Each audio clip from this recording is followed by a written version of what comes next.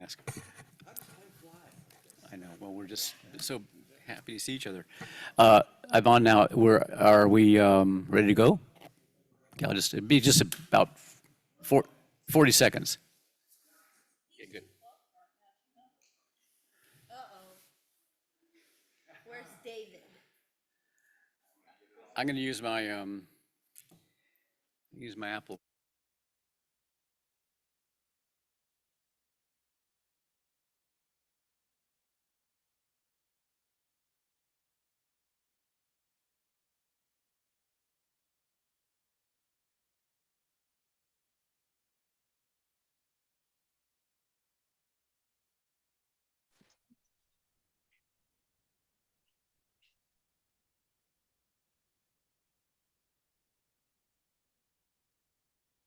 As soon as you start recording.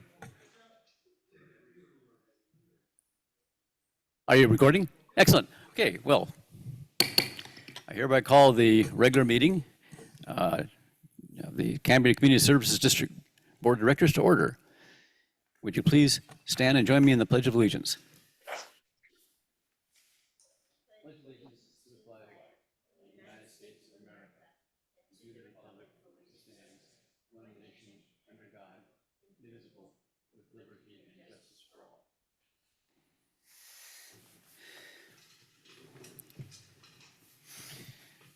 We have all 5 directors present, so we have a quorum. And I'm going to ask our district counsel, Mr. Carmel, to report from the closed session. Thank you, President Gray. At the August 15th regular meeting, the board held a closed session for a conference with its labor negotiator pursuant to Government Code Section 54-957.6. The designated representative was General Manager Matthew McElhaney. Che Johnson was not present. The employee group is the International Association of Firefighters. There was no action taken. Thank you. Thank you very much. In the item next up, I don't have a formal president's report, though I may have things to say from time to time during the meeting. So I'll go to agenda review, which is for anybody who wants to make adjustments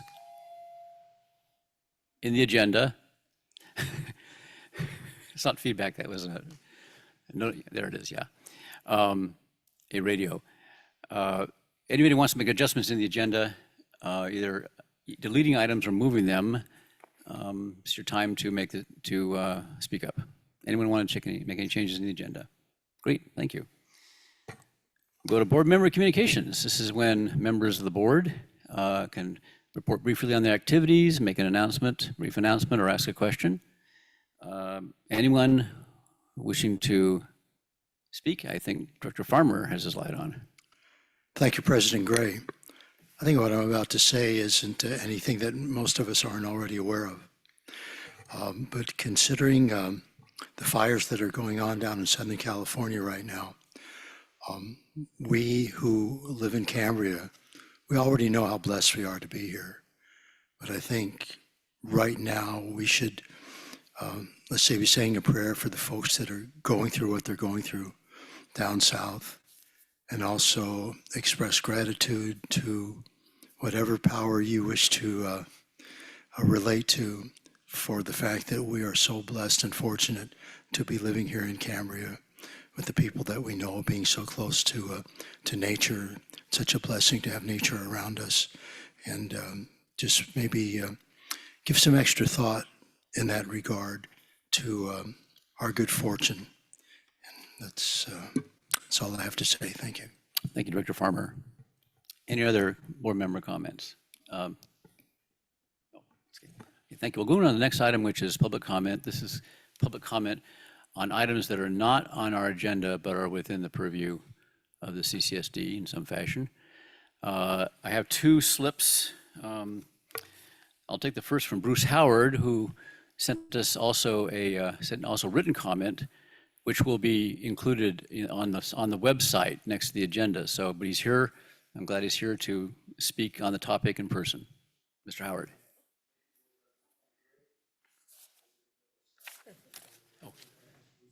Oh, the mic, I think, is. Oh, here you're gonna. Hello, test. There you are, good. So speak into the microphone, is that what you're telling me? Okay. Thank you again. I don't need to, you know who you all are. Thank you. My name is Bruce Howard. I'm a resident in Cambria, and I'm here today representing the Rotary Club of Cambria. Our Rotary Club of Cambria is hosting an End Polio Now event this year at Chamel Park on October 19th. You all have that information. You also have the history of polio eradication. It's not pertinent to this, but I wanted you to have it. This is our second annual End Polio Now event. The inaugural event was last year on October 14th. World Polio Day this year is Thursday, October 24th. It's a worldwide event. Excuse me. Our Rotary Club of Cambria began our approval process this year in June, working with county agencies, CSD via General Manager McElhaney and Cambria Fire Chief Berkeley. Thank you to both for your support and assistance. We've completed everything exactly the same as we did last year, including the event permit and park permission from the county, an insurance COI to the county, arranging for an ambulance and EMTs to be on site through the Cambria Hospital District, and the work with CCSD and Cambria Fire. We've just received notice that there are unfinished approvals required this year from the Friends of the Fiscalini Ranch Preserve. I want to point out that first, this was not a requirement last year, and second, the event will be held at Chamel Park. We traverse the ranch only, starting and ending at Chamel Park, understanding that it's safer for our attendees to be on the ranch lands instead of in the streets. As you know, there have been a lot of 5Ks on streets in Cambria, Del Moonstone, et cetera, but we feel like it's safer at the park. If necessary, we can time the participants in groups of less than 25 at a time, if that's what is required. Last year, we had approximately 20 to 25 participants, but of course, we're hoping for more this year. I'm here now to express our concern that since this event is a month away and we started in June, that any additional requirements not jeopardize our event. Please know that we are willing to do whatever is required of us. We live here too. We want this to be safe also. We just want to do the right thing. We just want to know ahead of time what's required of us, and we'll do whatever is required of us to make this event safe. That's it. Does anybody have questions? Oh, thank you very much. Yeah, and I wish to ask a question. Dr. Thomas? Yeah, thank you, President Gray, and thank you, Mr. Howard. Right, yeah, I'm just thinking the FFRP board met on Tuesday. Shucks, they didn't get a chance to weigh in on this, but I can't imagine there being any problem of, as you say, people traversing the ranch in various sizes and clusters. I can't imagine any cluster in an event like this of greater than 20 or 25 participants. So I can't imagine there would be an issue. Is there some action that needs to be taken? Excuse me, this is not an agenda item. It's just public comment. So Right, so- limited discussion only. Yeah, exactly. Thank you. We'll just, maybe one thing can be explained, what our jurisdiction is over the ranch, which I think may be the subject of just information. General Manager McElhaney, you want to say? Yeah, thank you, President Gray. After conferring with council, it's always a good idea that we require general liability insurance from any entity that's going to be using the ranch even for a short period of time. I don't see that as being a barrier to move this project forward or this event forward. I don't know what the Friends of the Fiscalini Ranch mentioned to you, sir, on what they require. I have the note from Kitty if you want to see it. Yeah, if you would share that. But ultimately, it's the CCSD's property, and it's our responsibility to manage that. And I'll work with council and with Bruce here. Excuse me. And we can sort it out. But I don't think it is too much of a hurdle. Yeah, thank you. Thank you very much. Thank you very much. Thank you Appreciate it. for bringing this to our attention. We have another slip from Christine Heinrichs for public comment.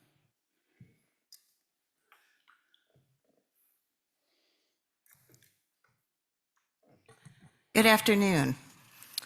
At this morning's meeting, the Coastal Commission heard the appeal entered by 2 commissioners of the Brambles permit and found substantial issue to support denying it. The staff report was clear and recommending that the commission deny the permit due to lack of adequate water. Applications for new water uses rarely come before the board, although there was some discussion in the past of bringing them to board attention. They are approved by Jim Green and Matt McElhaney. I try to follow them, but missed this one. I'm grateful to the commissioners who called it out. The county always approves new construction applications because the CSD sends a staff member to tell the board that the district has determined that it has plenty of water to serve the development. Although the county has an affirmative requirement to determine this independently, they never do, preferring to rely on the CSD's assurance. The Coastal Commission staff report calls the district and the county out for their bogus water analysis on pages 2 and 3 of the staff report, which I will attach to my written comments. And they admonish the county and the CSD to stop wasting commission time and resources. On page 3, let me read, if the applicants still want to pursue the project or some variation thereof, for example, a version that matched existing water usage, then the applicants are welcome to go back through a county CDP process wherein these issues are appropriately addressed. But it is not a good use of the commission staff's scarce resources to attempt to solve such problems through the commission's CDP process, nor is the commission required to condition a project to bring it into conformance with the LCP. Mr. McElhaney claims the county is responsible for issuing this permit. That's technically true. He's new, so he may not be aware that this evasion of responsibility has been overused by the district and the county. The district claims no responsibility because the county holds land use authority. The county claims no responsibility because they rely on the district's assurances of adequate water, and both escape accountability. Everyone sees what's going on, a bureaucratic shuffle to permit water-using development. Time for the board to be accountable. Apologize to the Coastal Commission for wasting their time. Assure them that you have directed staff to stop approving these permits. As Dan Carl, Central Coast District Director for the Coastal Commission, wrote in 2022, we respectfully request that you not file any more CDP applications for such proposed development unless and until the water supply situation changes in Cambria and there is an adequate sustainable water supply. To that point, we do not believe that a will-serve letter from CCSD as the water purveyor satisfies that requirement, including as the LCP finding that is required on this point is not CCSD's to make. Rather, it is the county's independent responsibility. Please consider the board's and the staff's role in these continuing permit denials. Thank you. Thank you. Anyone else in attendance wish to make public comment here? Ms. Dodson, is anyone online who wishes to make a public comment? Yes, Lauren Younger. Ms. Younger?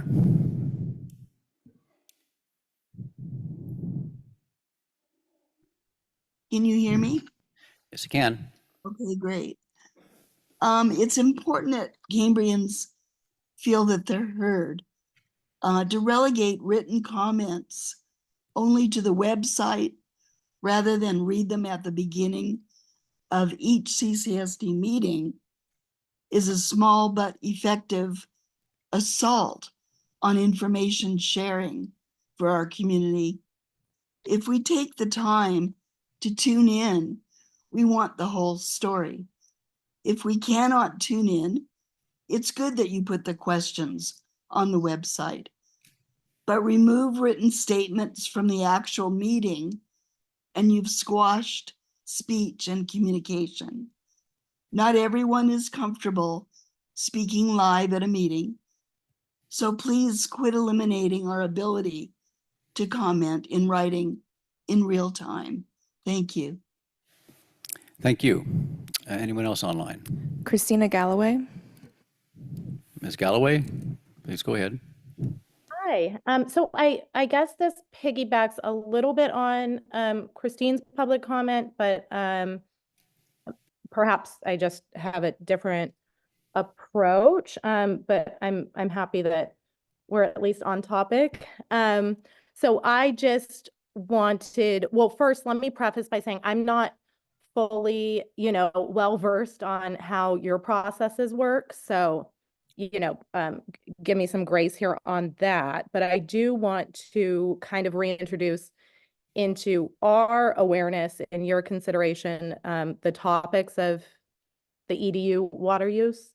But I would go a step further and also add in the build-out reduction program as something that would be valuable to revisit.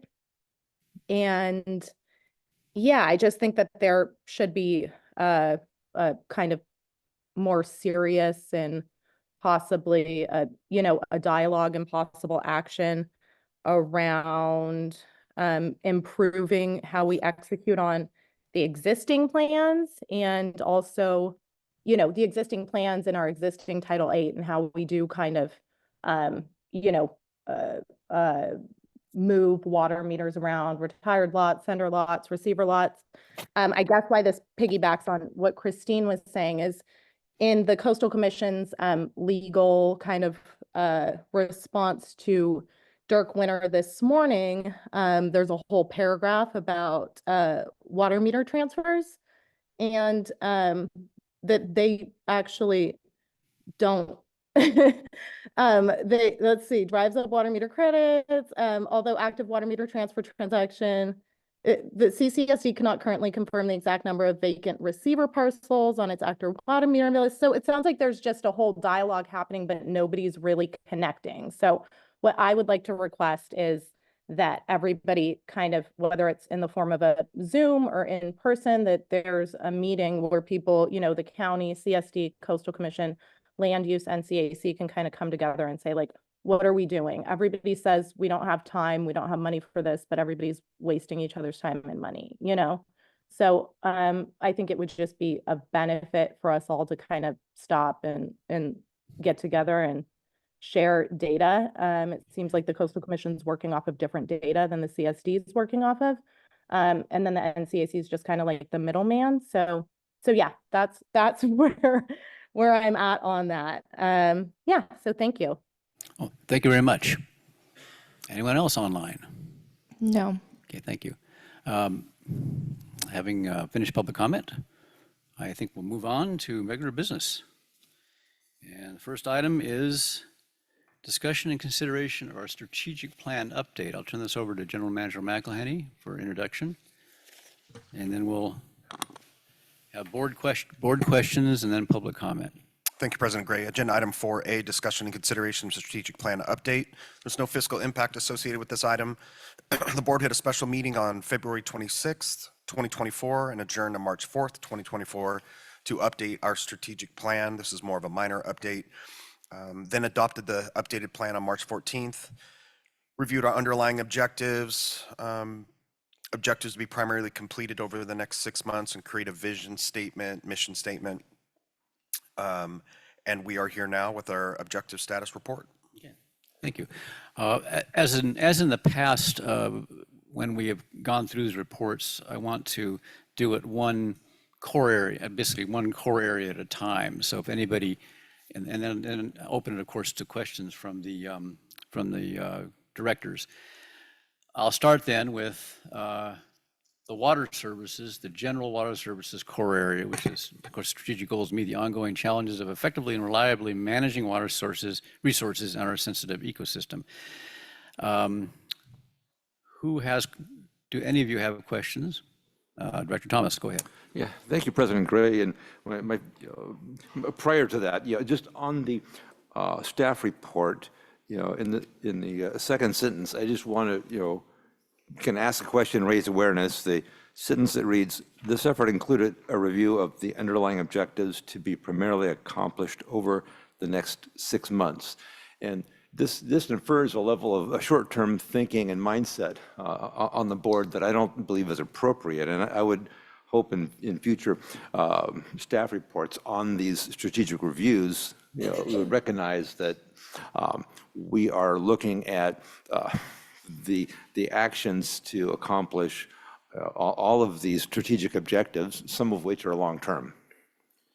Thank you, Director Thomas. I think that was more of a statement saying that's how much time left we have on the current strategic plan, because we're going to be revisiting that in 2025, but we can clear that up next time.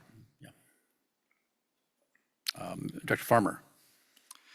Thank you, President Gray. I just want some clarification on the item number. Need to take my glasses off so I can see better, which is kind of weird.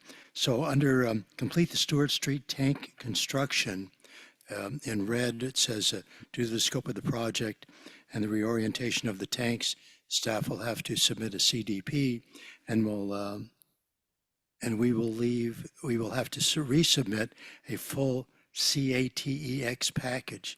So if we could just have some clarification on what CATEX means? Sure. Thank you, Director Farmer. And I have Mr. Green on the line as well. So the overall project, the Stewart Street Tank Project, which has taken us a while, and once we brought in some of our engineers and design consulting firms, and we determined that the current foundation of those tanks does no longer meet building codes and seismic standard codes for the thickness of that foundation. It triggered a whole slew of things that needed to change in the overall project description. We are now moving that tank a little further south into some CCSD owned property that's adjacent to the Stewart Street tank location. That significant change in the overall project has now triggered a coastal development permit because it is not lying within the same footprint as the previous project. With that comes a new coastal development permit, and then the KTEX, and Mr. Green can confirm if I'm wrong, but this is a categorical exemption that we'll be applying for that is basically stating there's no significant environmental impacts that's associated with this project. Mr. Green, do I have that correct? Yeah, unfortunately, the KTEX is exactly that, a categorical exemption. This was filed initially 91 when those tanks were built. There are several other metrics, though, that triggered the CDP. It was setbacks, it was the foundation, and it was that retaining wall that we were going to have to move onto our other adjacent property for the installation of these tanks. So we're orientating the tanks to where the large tank will be on the right, where tank 1 is now, and then the smaller tank will be on the left, so that way we have adequate setback of 10 feet from property line to property line for the adjacent properties in that residential neighborhood. Thank you. If I could just follow up, I think I appreciate the more thorough explanation than I was anticipating. I guess I just wanted to know what CATEX stood for. So now I know it's categorical exemption. So thank you. I can't see the lights very well. No. Okay. I had one question actually on that same topic. This is something not really, it's a little bit off exact topic of the strategic plan update, but there are a lot of numbers floating around about the cost of the project and how it is. Obviously, it's more costly than we originally thought it would be. But I wanted to get a sense of what you and say General Manager McElhaney and Utilities Manager Jim Green kind of could ballpark what we're going to be spending, because there's extra work, of course, involved, not just extra permitting. So yeah. Yeah, thank you, President Gray. Yeah, the project has evolved and become more expensive, significantly more expensive over the past 3 to 4 years. There was some different philosophies in previous leadership on how we were going to replace these tanks, bolted versus welded. And then, as we know, the economy has shifted quite a bit over the last 4 years in terms of cost of goods and services and inflation. I've talked to Mr. Green, and with the added movement of the tanks, the new pouring of the foundation, the CDP process, and correct me if I'm wrong, Mr. Green, but we're probably looking at a $1.5 million project. Give Actually, or take. probably closer to 2. 2. Yes. There we go. So fortunately for us, we have all the engineering paid for, even the re-engineering of it, as far as the engineering deadlines for 90% submittal. Even with the new KTEX package, the CDP package that we've had to deliver, and that's been submitted to county, we are still on timeline to receive those 90% drawings this month, which we have. And the actual cost of that is going to be the construction. It's going to be digging those foundations that are now going to be 30 inches deep. and moving that retaining wall over 20 feet and rebuilding that. So those are some of the exceeding costs that'll get us closer to that 2 million mark. Just by benchmark, when we received this allocation or were awarded funds, we didn't physically receive the funds 2 years ago. This was just south of $1 million project. So you can see how the cost of living and the cost of projects have grown over the past 2 years. And just to clarify, make sure I understand this, when you say it's a $2 million project, that would include what we've already spent on it, right? As well as the grant money. So that is 2 million just for construction alone. Oh, So for that construction does alone. not account for the engineering fees that went into that. And that does not, we're not subtracting the 375,000 that we should see by Q1 2025. In other words, the 375 will go to defray the 2 million. Correct. Okay, yeah. So net cost is somewhat less.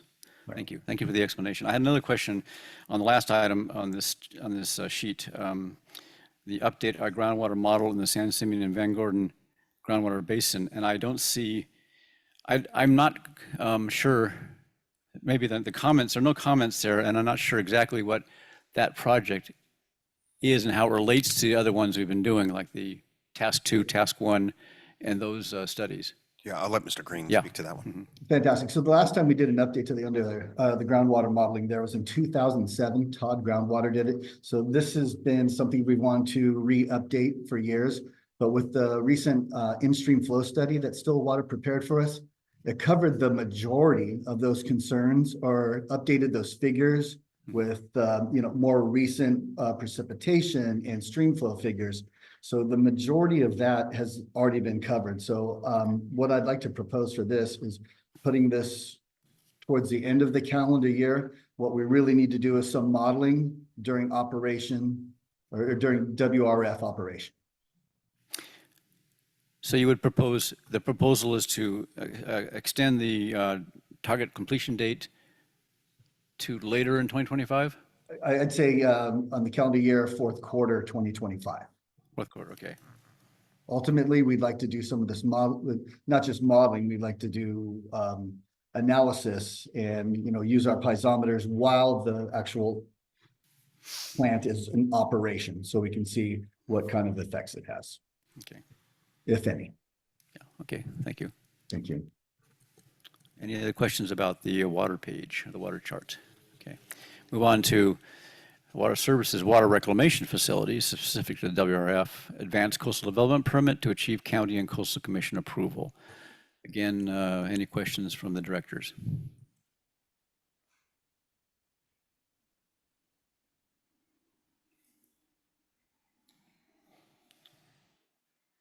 I do have sorry. Director Dean. I think the pilot testing program Q4. Oh, sorry. I think the pilot testing program needs to be moved to the Q4. And that's the one, which line is that? That's the, Zero liquid discharge. right. It's under the brine waste disposal. Second. Take note. Well, it does say Q1, 2025. Yeah. Right, I'm sorry. Oh, I'm sorry. No, Yeah. Q3. Well, one does and one doesn't. The board approval, oh, I see what you're saying, yes. So it should be stat, in other words, remain as it is. Yeah. I think that's a good target date. Q1 2025, we're close to getting the pilot approved, and Mr. Clark Easter is working with the Division of Drinking Water to answer some of the permeate questions. So I anticipate the zero liquid discharge pilot program coming before the board October-ish, which would allow us to run that short-term pilot. And if successful, we would be on track for Q1 25 for its implementation. So what I was questioning was that second line where it says it's going to go to finance and R&I and board approval. That's the one I was saying I thought should be Q4. Because October is the Q4, right? Yeah. Now that, We reviewed it, but we don't have all of the final information yet. Yeah. At R&I. yeah. Yeah. Yeah. So board approval, right now, it's, I think it's going to be on the October, it's tentatively set for an October agenda, right? Zero liquid discharge? Yeah, Correct. so it should be fourth quarter. Fourth quarter. Yeah. Thank you. And I had any further questions, Dr. Dean? Okay. Yeah, I had another question on the, I think this is, yeah, on the bottom of that page, under the complete the CDP application. It's duly noted that we completed the project description. The next line is submit the data needed to complete the application for the county, CDP application for the county. It says third quarter 2024, but there is some additional information that we're submitting to them, which is another item on this agenda applies to. So maybe, Mr. McElhaney, what would you say, or Mr. Green, to a more realistic target completion date? Fourth quarter or first quarter 2025?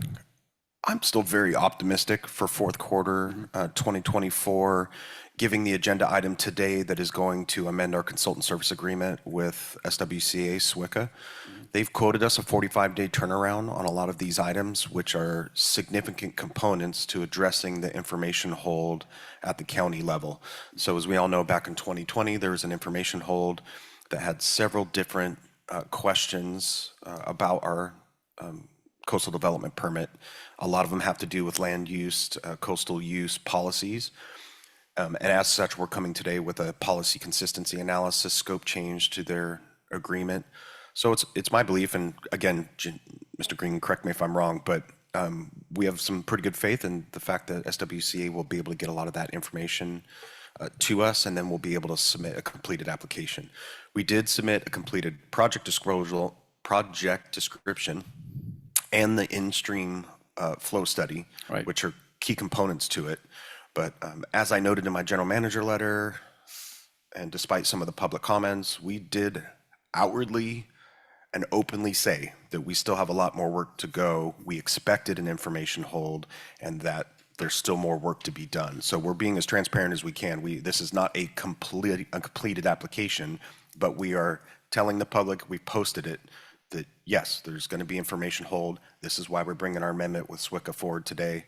And my hopes are high that we should be able to get some of those answers on the information hold and what's missing from that completed CDP by the end of this quarter. Thank you. This fiscal year. That yes, is. thank you. Mr. Green, your faith in fourth quarter? Absolutely. As of right now, the only thing county planning's requested back from us is some updated signatures and dates on an application.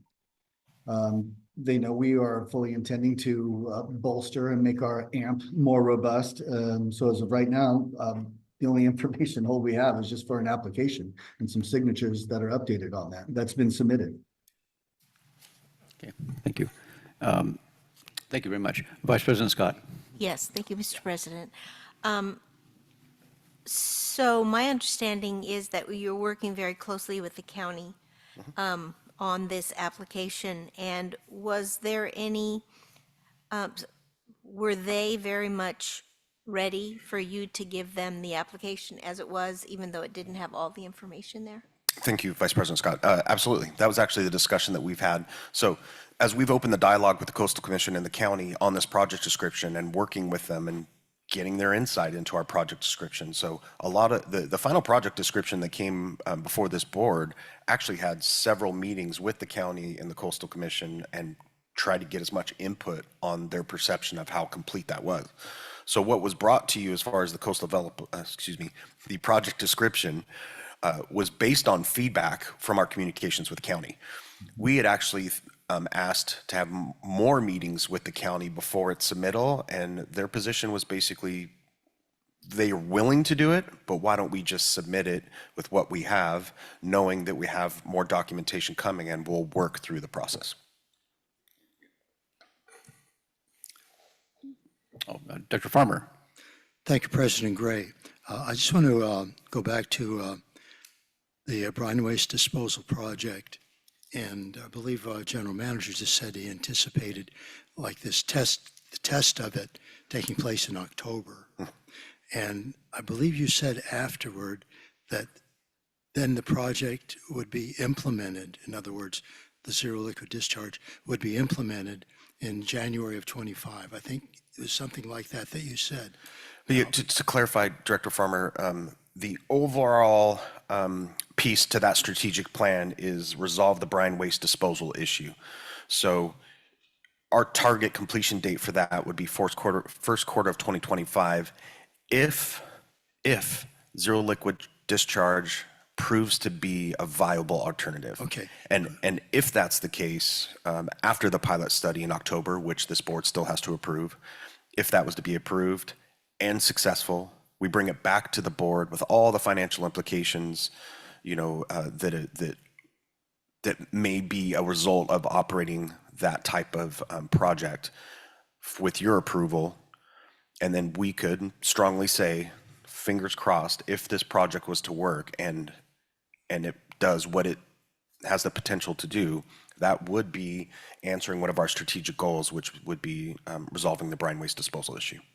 Okay, I think for anyone that was listening and if they heard you say, well, it'll be implemented in January 25, they might not have realized the entire process that it's going to take to get to that point, including the board voting on it. So that's the reason I brought that up. Absolutely, and I didn't mean to create any confusion. 100% board approval, not only on the pilot, but if the pilot works, I still have to come back to this esteemed board and ask permission to make this thing work. So The esteemed board. Well, it could be the confusion was only with me, but I just needed to bring it up anyway. Thank you. Thank you, Director Farmer. No further questions on this page. Let's move on to the wastewater services, which is to execute phased repairs and upgrades for the wastewater treatment system. Any questions on any of these items or comments? Director Scott, Vice President Scott. Yes, thank you. So the last entry under define the extent of repairs needed to reduce the inflow and infiltration. It looks like the original target date and the updated target date are the same. So that really wasn't a change, right? no, but Mr. Green might have some updates on where we are with that. Okay. Mr. Green. So great. Basically, what we have to do is one of our chief I&I locations is Moonstone Beach Drive. We know that the sewer pressure main and the hydraulic main for the wastewater system is in that brackish water or in that king tide zone where it takes on water there. In the first quarter of next year, we want to camera and evaluate actually if there is I&I and how much. And the second step would be to evaluate the replacement or the repair of that line. And other locations on Marine Terrace where we have similar I&I due to groundwater levels. Thank you. So is it changed? Yeah, getting back to the date, is second quarter 2025 still the going, basically the current date? Absolutely, yeah. During the first quarter, during the wet season is when we'd want to perform that evaluation underground. And then a couple months, after internal evaluation and assessment, then we could go ahead and announce like some sort of strategic plan to repair, replace, repair. Okay, great. So it wouldn't seem any changes needed, actually. It's the update's the same as the original, but the update's still valid, so. Correct. Any other questions? Okay, I'll move on to the fire protection and emergency services. Provide optimal fire protection, water rescue, and emergency medical services on a 24/7 basis. Again, questions, comments, suggestions from the board members? Yeah, Director Thomas. Yeah, thank you, President Gray. And a couple questions. And under the strategic objective of update the board on all changes to evacuation planning, the comments don't really give me a full understanding of, to me they're insufficient to explain how we're going to get there. And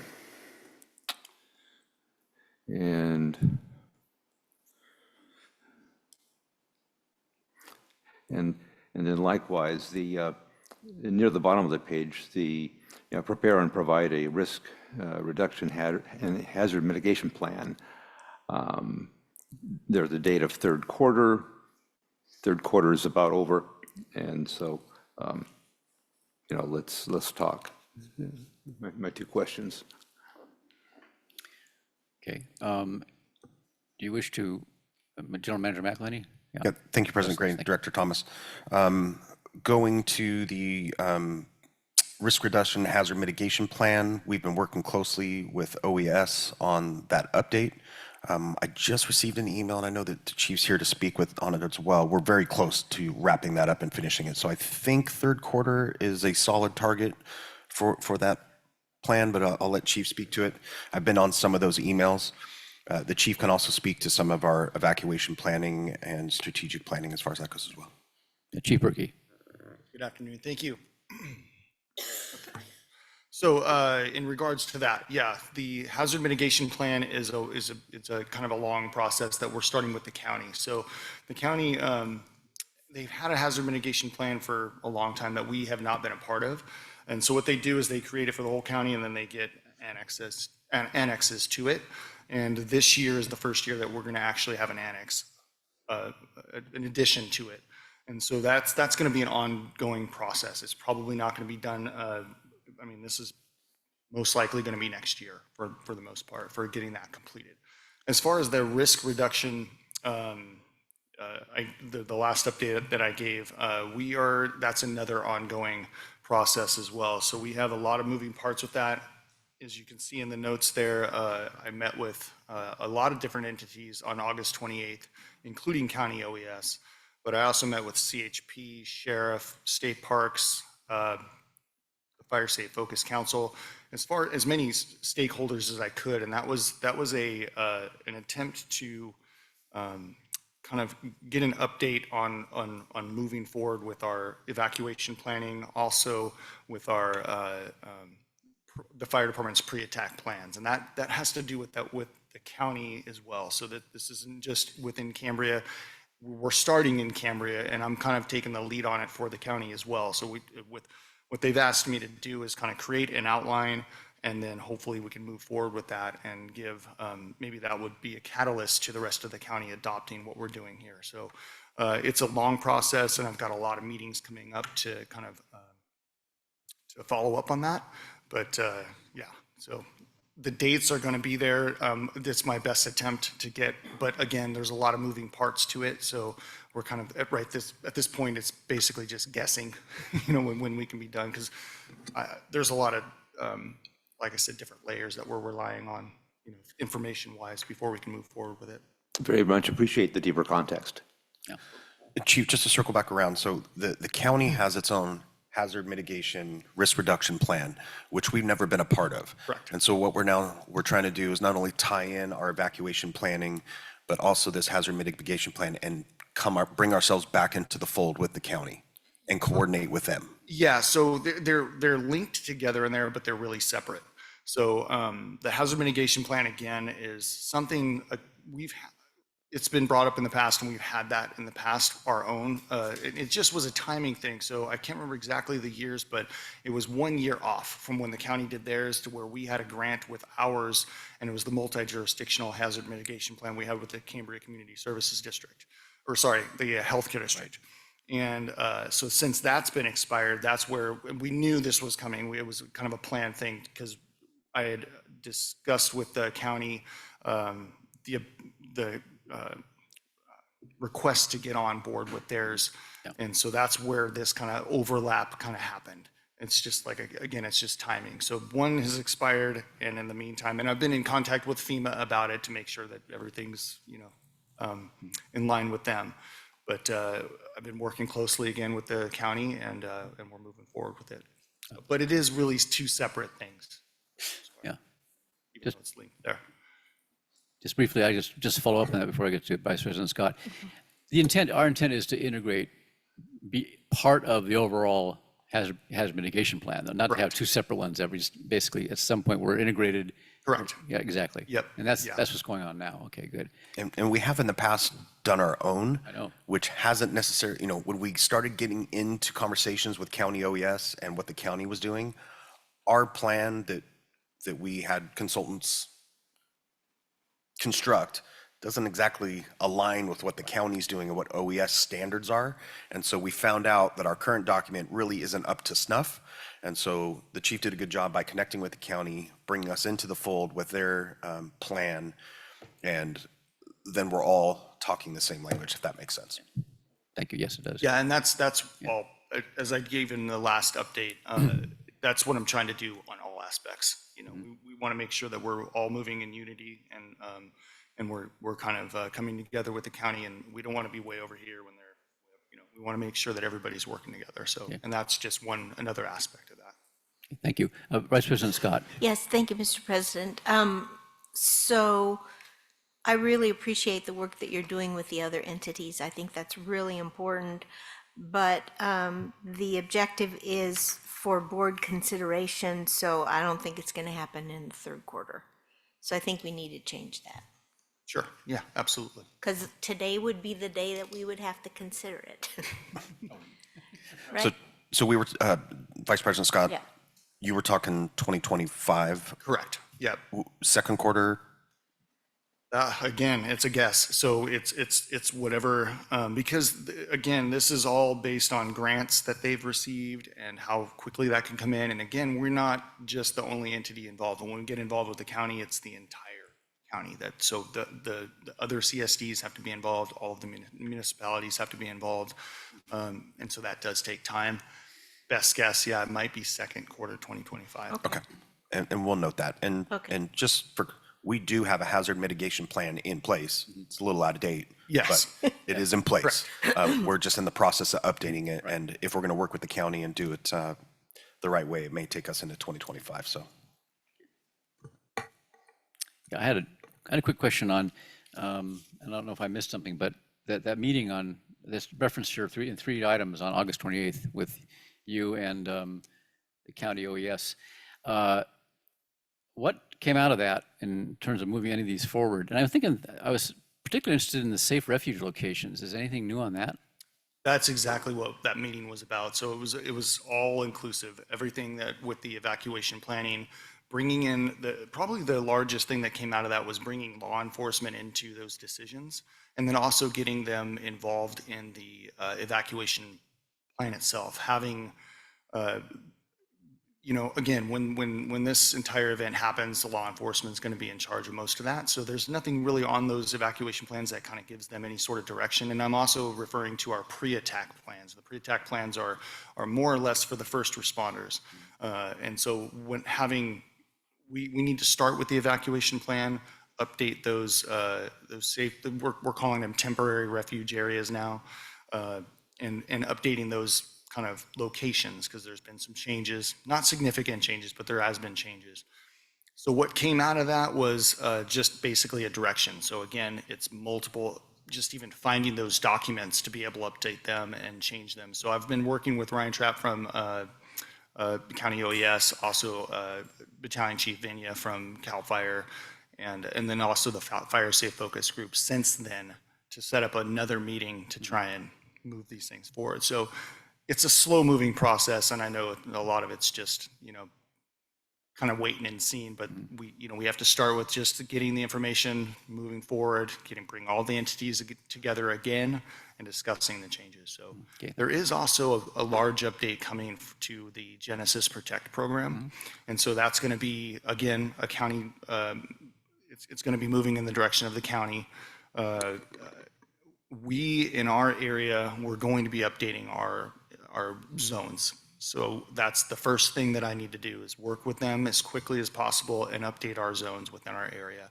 And so that's the next step that's actually happening next week, next Monday.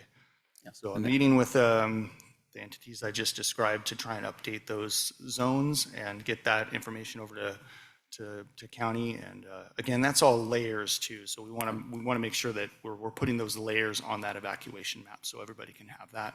Also with the first responders. So. Thank you. So it just strikes me as all these dates are pretty much valid, because the targets are not, they're not hard targets, they're reports and updates and so forth. So I think we're on track to what we've sketched out here. It sounds like. Yeah, and again, there's so many moving parts that they're really just guesses at this point. We're trying to move as quickly as we can, but the other entities, especially if you add fire season in there with all of those entities being affected by that, it takes time. Dr. Farmer. Thank you, President Gray. I just want to touch base on one item here, and hopefully you can answer this with relative ease. Report on development of procedures for evacuation of residents needing extra help. So over here in the comments under red, the evacuation assistance program, was sent out in utility billing mailers, a general manager's reports, letter from the GM, the message from the fire chief. So Chief Berkey, do you had any feedback from the community on this particular item? A little bit, yeah. Mostly just questions and trying to figure out what that program actually means and how it's going to be implemented. We have not received any, every year we get a letter saying how many people have signed up. We haven't had any more signed up, but as of right now, the current notification that I got didn't change from last year. But again, this just happened a couple of months ago, so it's in the process of being updated. But most of the questions that come or that are fielded by me are regards to what that actually means when they fill in the paper, what's it going to look like during the evacuations, and just to clarify, just since we're on that topic, that initially was for Diablo Canyon. So when the evacuation planning went in place for the county, it was meant to have within the evacuation planning area of the county, which is all Diablo, it does not include Cambria. Those were meant for people needing assistance, additional assistance, if they're disabled or for any reason they need assistance, that it would just notify the first responders that that's happening. It does not guarantee that the first responders are going to be able to actually assist them. It just is an awareness thing to let us know that they're going to be there and that we have a high priority area potentially. So what the county is in the process of doing now is kind of expanding that program, and that's where we got a hold of it, and we're trying to kind of lead that again to get that information out kind of ahead of time. But they're really working on trying to get the entire county on board with that evacuation assistance. So we up here in Cambria, Paso Robles, all the way down to Arroyo Grande, all outside the initial evacuation planning for the Diablo Canyon, also have the same resources. So that's where this came in. Again, it's another slow-moving process, but it's something that the county is working on to get out to everybody. So I'm proud to have brought that, here to our little community. But I think I think there's still a process that's happening, and also there was some confusion when we first started talking about it that we were, if we fill this out, we're going to come get you. Yeah. And that's not the case. But so. Also, on top of that, if there's any questions from the public, I'm always inviting everybody to come by the fire station, call my cell phone, let me know. I'll answer any questions about it. And you're going to be here on the 24th, right? Correct. Right. Yep. Thank you. Yeah. Any more questions on this aspect of the report? Okay, thank you. We'll move on. Thank you very much, Chief Ricky. We'll move on to facilities and resources. This is manage and provide stewardship of district assets, parks, recreation, open space in a timely, cost-effective, and environmentally sensitive manner. Any questions, first of all, from the board members?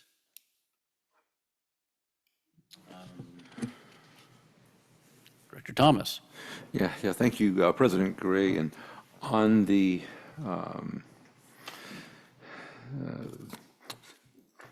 present the updated community park plan to the board. I'd like to update the target completion date to first quarter. And, the plan is in fact, the ad hoc committee will be presenting the draft phase 3 plan next Tuesday to the pros committee. I encourage all to listen in. Following that, pending feedback from the pros committee, the next phase will be gathering community input from all sorts of folks, and then it'll come back to the pros committee, refined based on all of those learnings, and then it will with that, come to the board with a good, comprehensive set of, here's the community input. Thank you. Any other questions, comments? I had one question. This would be for, I think, General Manager McElhinney on rental rates. Review of rental rates. It's noted that we're working with Bartle Wells on updating the CCSD fee schedule. Is it necessary to use Bartle Wells for all of the fees, for instance, vets hall fees or rental rates, or is it something for, I would think larger items like? It's a part of the overall rate Okay. update and fee update. And I believe, correct me if I'm wrong, Mr. Carmel, because I'm learning, but I believe that's a part of Prop 26 is that any fees or anything like that have to be, there's a nexus between those fees. And so I think Bartle Wells is doing that overall survey with other agencies. Did I sum that up correctly, Mr. Carmel? You did. Studies are required to establish fees, professional studies. Okay, thank you. The question is answered. At this point, I think, if we have no further, You have one. Yeah. Vice President Scott. Thank you. Thank you, Mr. President. I already talked with our general manager about this, but I thought this was really interesting. Would you please talk a little bit more about working with 501c3 groups for fundraising? Because I thought that was a really smart thing that you're doing. Yeah, I'd love to take all the credit, but I can't. I did have some groups, Mr. Behringer and the Lions Club had reached out to me, and they have several folks in their organizations that will donate large amounts of money for specific projects. There's obviously tax break incentives for doing that. And so they did approach the district on being sort of a pass-through for some of those donations. And so what they asked for specifically was the Vets Hall. We did have an ad hoc that was looking at revenue generation for the Vets Hall, and there just didn't seem to be a lot of community support or steam behind it. And so what they reached out to us is to act as that pass-through. And so we gave them all of our CIP lists for the Vets Hall to include floors, lighting, roof, I mean, you name it. And that gave them some ideas to take back to some of their donors, and a sound system for one. And if those folks wanted to donate for that type of a write-off to the Vets Hall, they would use the Lions Club 501c3 as the pass-through to the district. And so much like the Lions Club, or if we look at Cambria Community Council, who's looked at several projects with the Pros Committee, skate park, disc golf, it's the same type of mechanism. Yeah. And I just need to say this because I looked at the number of updated target completion dates, and it's like 80% of them that are getting updated. And I think all the discussions that we've had around the strategic plan today has given us the reasons why that happens. But I just wanted to underscore that there are reasons why these dates get extended, and it's not something that people are not working on. Absolutely. Thank you, Vice President Scott. Unfortunately, you know, when it comes to government and you're working with several different other allied agencies and regulators, things tend to slow down a bit. However, there are projects within the district that once we get funding and we get permitting to build, that happens really rapidly. You know, the building part seems to be the easy part. It's some of the bureaucratic red tape that you have to get through. And so just like Mr. Green articulated really well, the closer we get to the Stewart Street tank project, something regulatory happens, whether it's the foundation thickness, the moving of the tanks, triggers a CDP, triggers a categorical examination, Director Farmer. And so same thing with our effluent line. You know, at one point we were going to try and make it as easy as possible, traverse straight parks. That didn't work out. So now we're trenching up Highway 1. The minute you start trenching up Highway 1, now we have Caltrans involved. And all of those things slow projects down. And so staff is diligently working to chip away at these things, but unfortunately, these things happen in government where things start to slow down a little bit, but we're staying on top of it. And I understand the community can get frustrated with these things, but there is a lot of bureaucracy when we deal with projects in the district. And it's not just dealing with district staff, it's dealing with county staff, coastal commission staff, parks, state parks, fish and game. They're all players in this, and so it takes time. Thank you. Any more comments? Any more questions, I should say? I will open up this topic to public comment. Anyone in the attendance wish to comment on this item? Mr. Howell? Go on. Couldn't if you're pointing to someone or yourself there. Okay, go on. Mr. Howell, yes. Thank you. Just a question. The fee schedule that Bartle Wells is working on, does that include the any new connection fees are we preparing for that? We are looking at updating the new connection fees as a part of that. The only reason I bring that up, I've been asking for 6 years for that to happen, so. We have, yeah. Thanks. President Gray beat you to the punch there. Thank you. I think Amanda Rice beat all of us to the punch on that one. Anybody else in the hall want to talk? Anybody online? Yes, Christina Galloway. Ms. Galloway. Hi, I'm becoming no stranger to delays dealing with the county and government, but I'm just wondering if it would, make sense to then just assume that that's going to happen, and maybe as you move forward in planning and kind of having these target dates, more closely account for these delays. That would be my only comment here. Thank you. Any other comments online? No. Okay, thank you very much. Bring this back to the board for discussion. Possible motion. Before we go, I checked the items where I think we have identified the need to update the target completion dates, and I can kind of recap those for you to start, and then we can go to the discussion.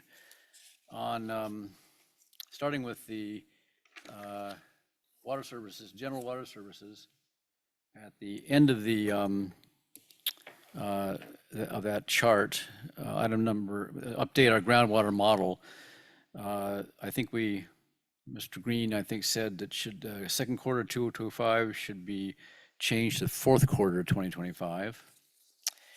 And then in the next table, under the ZLD item, board approval of zero liquid discharge pilot testing program should move from the third quarter of 2024 to the fourth quarter. Down lower, under the CDP application, the item of submit the data needed to complete the CDP application for the county, should go from third quarter 2024 to fourth quarter 2024. The next page on the fire protection, the item prepare and provide a risk reduction hazard mitigation plan for board consideration should change from third quarter 2024 to second quarter 2025. And then, yes, on the line below it is, which one? This is defensible space ordinance. We didn't get that, did we? I would say yes, actually. It should be last, yeah. It should go the same way. So those two items both should go to the second quarter 2025. Thank you.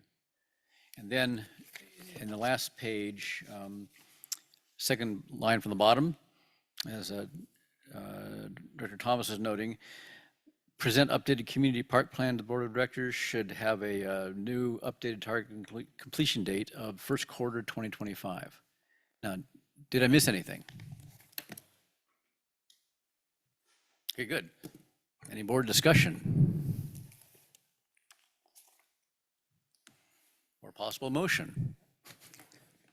I'd just like to say one thing. It's in reference to one of the items, is recreation and parks. I mean, the pros facilities and so forth. I think it's very good news that we've got a the 501c3 process going for the vets all night. I think Director Farmer and I can take some credit for that because we highlighted the issue. We brought a lot of these people together, like Jim Berenger, and I think there's Greg Aitkins from Lions. So it's good to see that happening, and I think we should look at that for other areas in the general fund in particular. And this isn't for this discussion, but just for future reference when we come back and do the big strategic plan update next winter.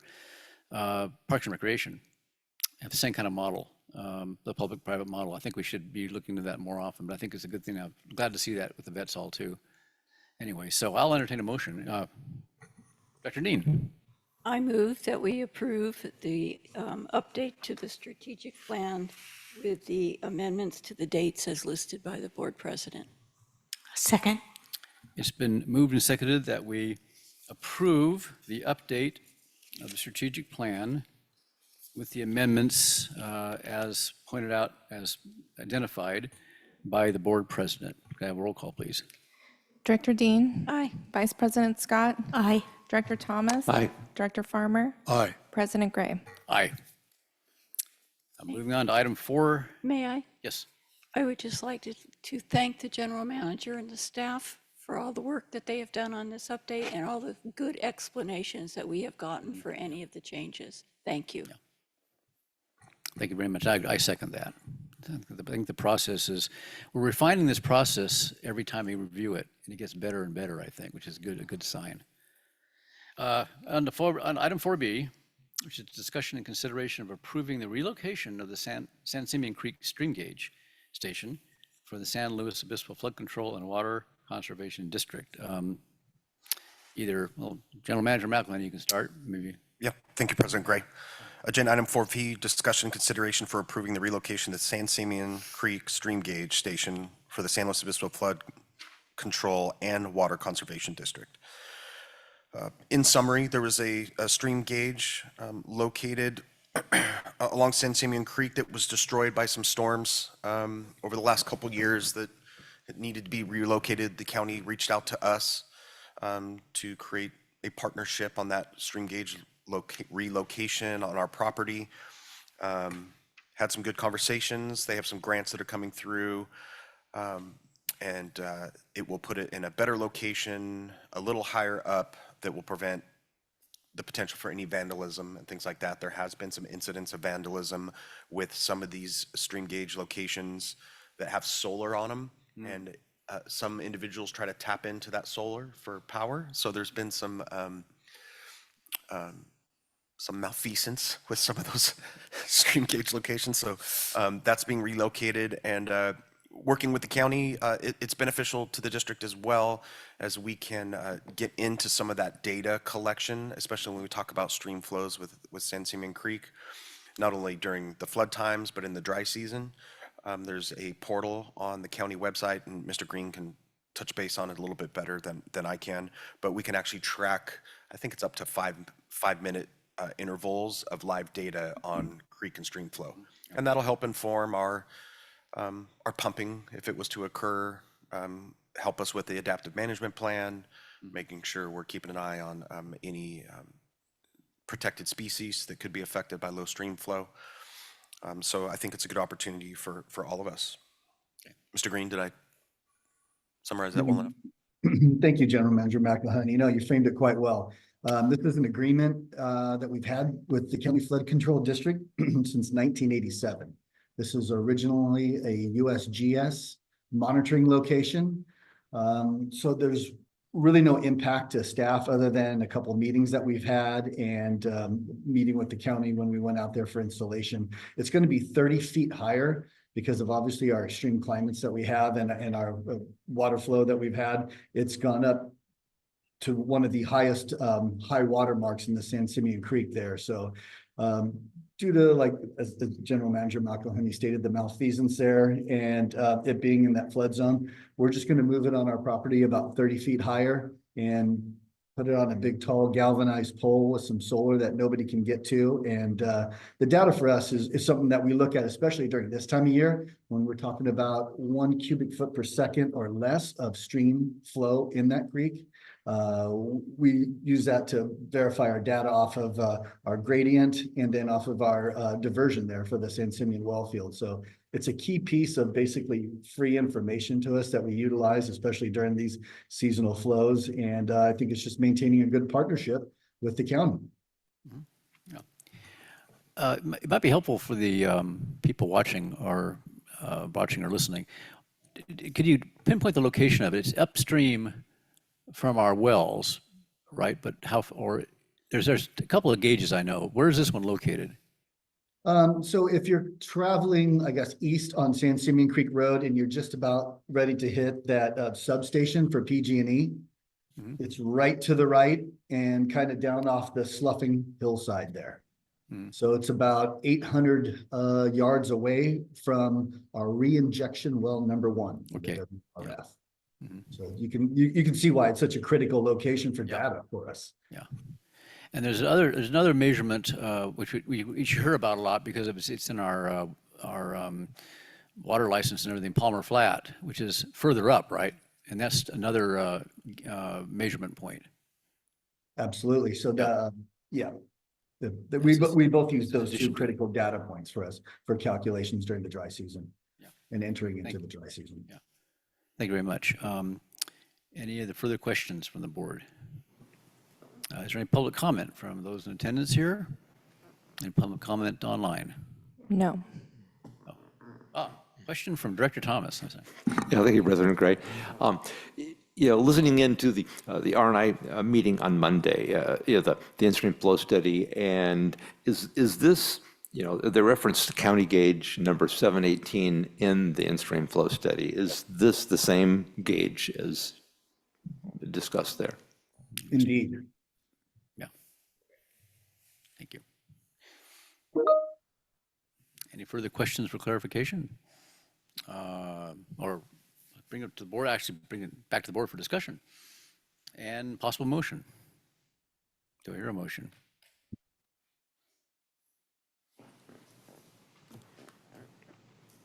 Dr. Thomas.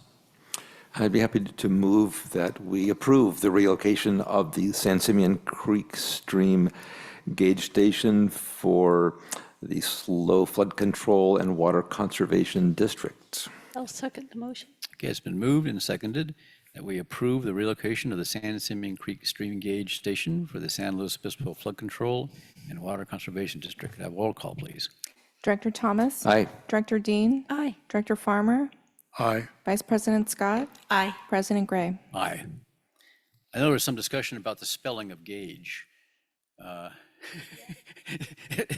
Is that a term? Is that a spelling that's specific to this kind of usage, or the water business? Right. Yeah. I know exactly. Yeah. Just like there's no U in water, there's no U in gauge. Okay. But there is a W. There you are. Okay. Thank you, everybody. For that clarification. We'll move on to item 4C. Discussion and consideration to approve an amendment to consultant services agreement with SWCA for assistance with the WRF CDP application and adoption of Resolution 28-2024, amending the fiscal year 2024-2025 final budget. Mr. McElhenney. Thank you, President Gray. As mentioned, agenda item 4C is to discuss and consider to approve an amendment to the consultant service agreement with SWCA for assistance with our WRF CDP application and adopt resolution 28-2024, amending the fiscal year 2024 final budget. As you know, approximately, it's been probably almost 8 months, we initially came forward with a consultant service agreement with SWCA, who successfully helped us rewrite and consult on our project description. We, as discussed earlier in this meeting, have successfully submitted that project description along with the in-stream flow study. We do have some more work to do based on an information hold in 2020 and some of the questions that we imagine the county and the Coastal Commission will have as it applies to our coastal development permit. As a part of this budget adjustment, we are looking to update our adaptive management plan from 2017, update a subsequent EIR, CEQA guidelines, and our mitigation monitoring and reporting program as required by CEQA. We have a policy consistency analysis that needs to be written that speaks back to some of the information hold that was from 2020 that has to do with some land use policies as it applies to the WRF. And so what we're looking to do is continue to work with SWCA to address all of these things that still need to occur and be completed before we have a full coastal development program submission. Thank you. Thank you. Any questions for the general manager or staff on this from the board? Director Dean. This isn't a big deal, but what does SWCA stand for? I've actually looked that up, Director Dean, and it doesn't stand for anything. Unless I'm correct, I think that's just the initials of the agency itself. I've tried to look it up. Mr. Green, can you confirm? So there's no nomenclature that it stands for individually. I think it's the originators of the company. So some of the owners and CEOs, and it's just their initials. Yeah. Thank you. I keep There's no profound meaning behind it. when we've had our ad hoc committee meetings that include the people from SWCA, I kept meaning to ask them and I never did. Thank you. Thank you very much. Yeah, it's something, I think we actually tried to figure this out before, and it doesn't stand for any, well, it may stand for initials, I think, as Mr. Green was saying, you know, first or last names. But it's, if it was ever a spelled out name of of the consultancy or the company, it never was, it can't be found. So I think it probably is SWCA, just SWCA, all caps, you know, we'll keep it at that. Any other questions on this? Dr. Farmer. Thank you, President Gray. Not necessarily questions, just a comment. Reading here with regard to just under discussion, the 2017 Michael Baker Adaptive Management Plan, and then referring down here to the emergency CDP. And I'm thinking back especially and the subsequent EIR, and I'm just thinking about how much money was spent at that time, 7 years ago. And now we're having to update this 7 years later. I just want folks to know out there, and I'm only speaking for myself, but I think I can speak for other people here on the board and in staff with our unbelievable amount of frustration that we feel with monies having been spent, considerable monies having been spent in the past, and we're still having to update these particular items to move forward. And so I'm just, that was my reaction, because I could be wrong with the amount, but I seem to recall that the initial EIR and the subsequent EIR were talking like $300,000, something like that. So these processes continue on, and it's, I think it was alluded to earlier, how things kind of slow down as they're moving forward. So that's my comment. Thank you. Thank you, Dr. Farmer. Vice President Scott. Yes, thank you, Mr. President. My question to our general manager during our review was, well, we paid him $10,000. Why is it $36,000 now, or $35,000? And so he did a really good job of describing why all of those other documents are going to be worked on. So thank you for that. There is some line item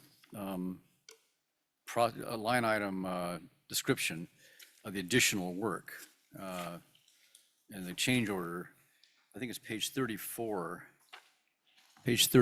of the agenda, and page under the SWCA scope of work schedule and cost estimate, which just is pretty precise. I mean, it's pretty detailed, that their work is divided up in a number of categories. So, and the need to update is kind of a product of delay.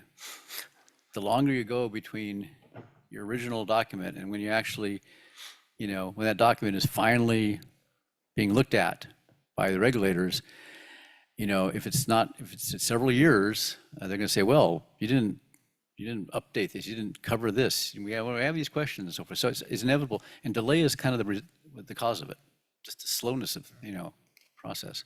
Yeah, thank you, President Gray. Yeah.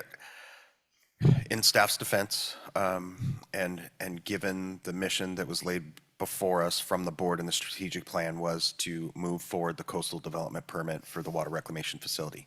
Unfortunately, as we know, through public criticism and our own criticism of ourselves and how the CCSD has handled this project, previous boards, previous leadership, we are where we are. You know, it's been, you know, 10 plus years, and moving this process forward and getting closer and closer to submitting that coastal development permit has required the updating and the spending of these monies.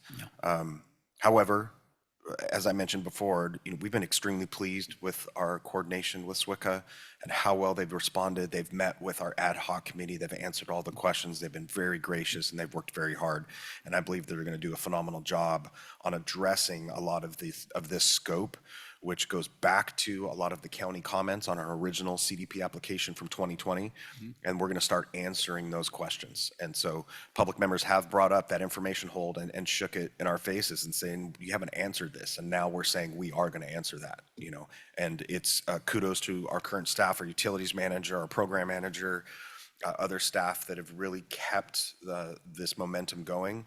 Although our momentum, we feel great about our momentum, the public sees it as a slow crawl, but every day we're inching and inching closer to address some of these issues. And so that's why we're here today for this budget adjustment and spending this type of money, which isn't lost on us. Yeah, thank you very much. I had just one question about these items. Some brief history. There's an amendment. It's an amended item on the agenda, just so that it's clear to me and the public.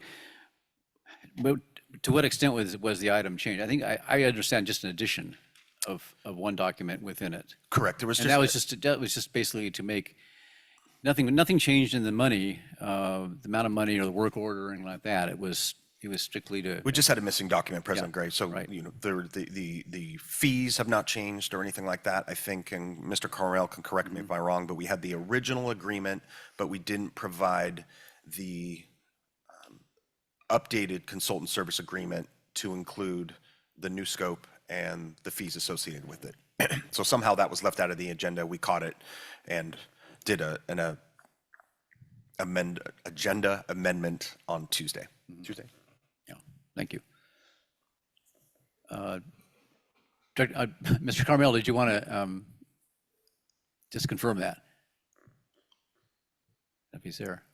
Yeah, yes. And that is page 32. I was notified on Tuesday that we didn't have the amendment in the packet, so we whipped one together, and it was late, but it's there. Okay, good, thank you. It's good to know. I turn this over to public comment. If there are no further questions from the board, Dr. Farmer, sorry, Dr. Farmer.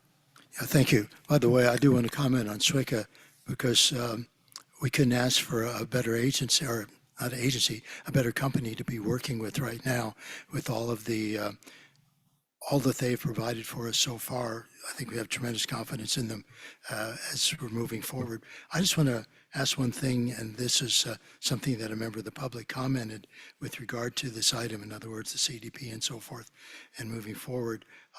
Is the technical advisory committee still involved in this process at all? Thank you, Director Farmer. We consulted the technical advisory committee on the initial reworking of our project description. We subsequently sent them the project description, and they have not communicated anything back as far as their opinions on the project description. However, we're still keeping those lines of communication open as we work with SWCA, SWCA to update a lot of these things in this consultant service agreement. It's our belief that the comments that TAC has had in the past still need to be answered through the update of the AMP and through the in-stream flow study that just was published. So a lot of the persisting questions that TAC may have, even though we've reached out to them, You know, the project description doesn't necessarily answer all of the community's questions and the regulatory body's questions on the effects on the environment. It's just basically given us the scope of the project. So what we have to do is provide that in-stream flow study, which just was completed, update our adaptive management plan to address how we're going to have, how we're going to mitigate any effects on our environment and any other species, CEQA, EIR. And I think a lot of those things, once this is complete, will address some of TAC's concerns, but we'll continue to reach out to them. And but we've had open dialogue with TAC and the Coastal Commission since we started reworking the project description. Lately, we just haven't had any communication with them back from our updated project description. All right, thank you. Thank you. No further questions from the directors. I'll turn this over to public comment. I have a speaker slip from Christine Heinrichs.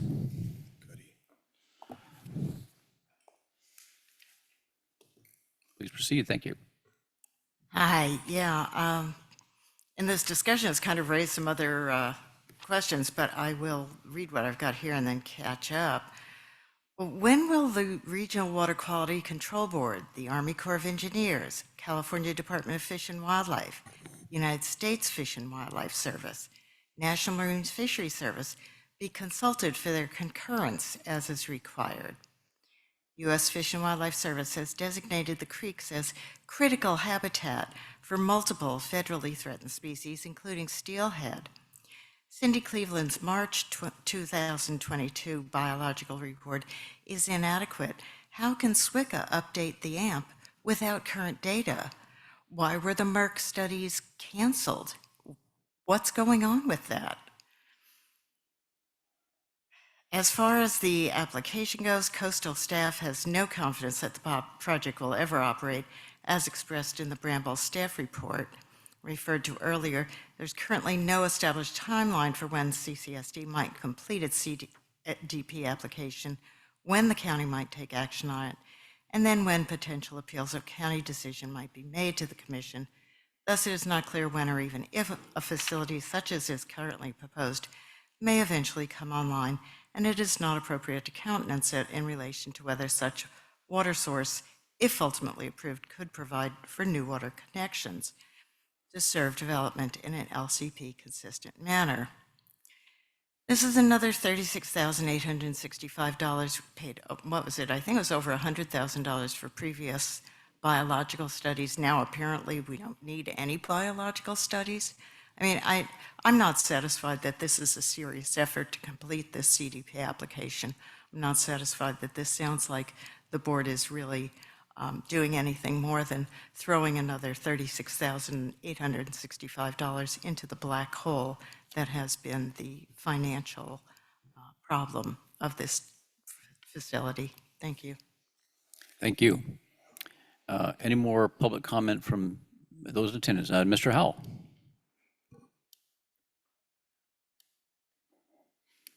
Thank you. This is just to clarify, I was trying to figure this out. Apparently, so the original contract was 10,900 and something, but there was an overage. The question I have is the 36,865, does that include the 10,000 something, or is it in addition to the 10,000? It is an addition. Got it. Thank you. In addition, yes. Anyone else wish to comment here in attendance? Anyone online? Christina Galloway. Ms. Galloway? Hi, I just wanted to say, I feel like this serves as a perfect example of the importance of, as a community and as a CSD, coming together to try to better streamline these expectations and dialogue with these other government agencies, you know, including the Coastal Commission. I just feel like we're working in silos, and, you know, I'm not sure the extent of the dialogue and direction that you guys get back from the Coastal Commission or the county. But once again, it just seems like another one of these scenarios where, you know, the information is being asked for or shows up, or something else is being requested, like, you know, in overtime, on, you know, cost payers' dime. And so I appreciate all the work that you guys are doing. I just really want to underscore how important I think it is right now, especially that we just really work together to try to improve these relationships and our just baseline understanding of each other's expectations. So I think that, this showing up on today is a great example of how we could benefit from that. Thank you. Thank you. Any other comments from online? No. Okay, thank you very much. I'll bring this back to the board for discussion. I had one small, I think a correction, a suggestion, not in the wording of the motion itself, but in the fiscal impact statement. It's noted that the budget, the shift in the the amendment of the budget is going to be a shift of this money from the CDP operating budget to the CDP capital project. Does that mean it's capital budget would be the term, wouldn't it? CDP capital budget. This is in the fiscal impact statement. Or does it? Yeah, I mean, I use the terminology because we have many projects within the capital budget. So I used project because it's for the CDP project. Okay, but it's part of the CDP. This is going to be the CDP fund, right? In the budget. It's in the WRF sorry, the capital. Fund, the WRF Yes. fund, yeah. Yes. Yeah. Okay.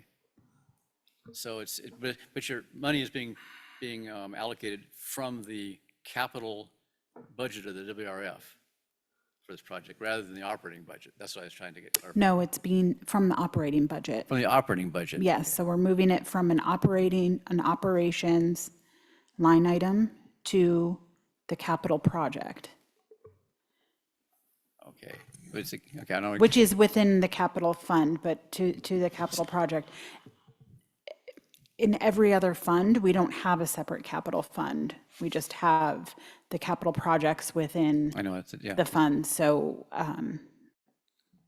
we're taking it from an operating line item because we felt we had extra money, so we don't have to go into reserves. Okay, so that's why I know this is unique in the WRF. You have the capital and operating funds. I just want to make sure it's clear to people that we're taking it from the operating fund to the capital fund within the WRF budget, overall budget. Okay, I think we got it. Good, thank you. That's all I had. I'll bring it back to the board for discussion. Director Farmer. Thank you, President Gray.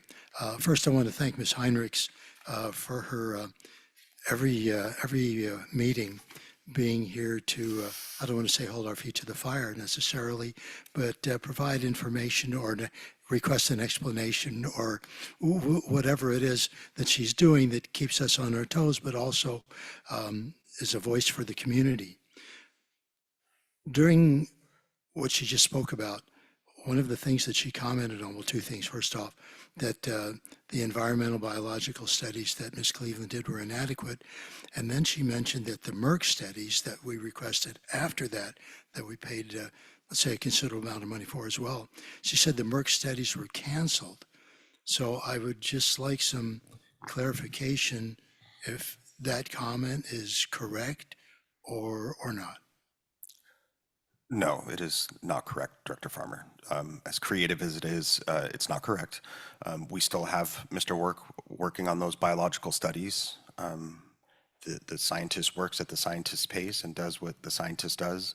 And we will have an update on those. Those will actually help inform our adaptive management plan. So those biological studies will be given over to SWCA and we'll incorporate those, which will help us with our adaptive management plan. But it's still a work in progress, but in no way, shape, or form have they been canceled. All right, thank you. Thank you.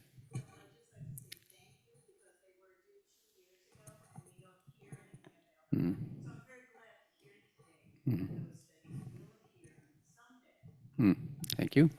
Any other comments or discussion from the board? I'll entertain a motion. Well, I'll go ahead and say that I make a motion that we approve the amendment to consultant services agreement with SWICA for assistance with the WRF CDP application and adoption of Resolution 28, 2024, amending the fiscal year 2024-2025 final budget. Thank you. Do I have a second? I'll second it. Okay, it's been moved and seconded that we approve an amendment to consultant services agreement with SWICA for assistance with WRF CDP application and adoption of resolution 2024, amending the fiscal year 2024-25 final budget. Roll call, please. Director Farmer, Aye. Director Dean, Aye. Director Thomas, Aye. Vice President Scott, Aye. President Gray. Aye. Thank you, everybody. President Dean. Sure, hopefully we won't take too much longer. We take a 5-minute break. Yeah. How about 2:40? 2:40 would be fine, yeah, 6 minutes.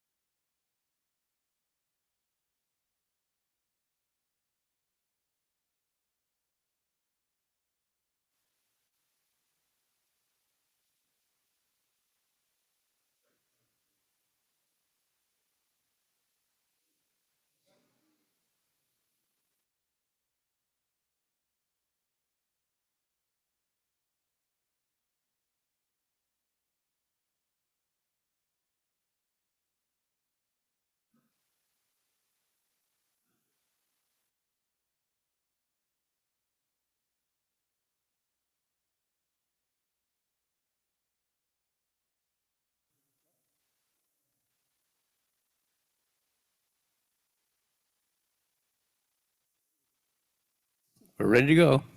Thank you.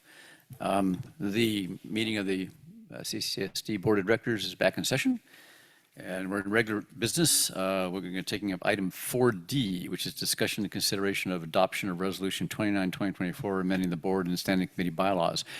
This is the product of work from an ad hoc committee, which I think I'd like to turn this report over to after Mr. McElhaney introduces it, but I think the members of the committee might want to explain some of the background too. So Mr. McElhaney first. Thank you, President Gray.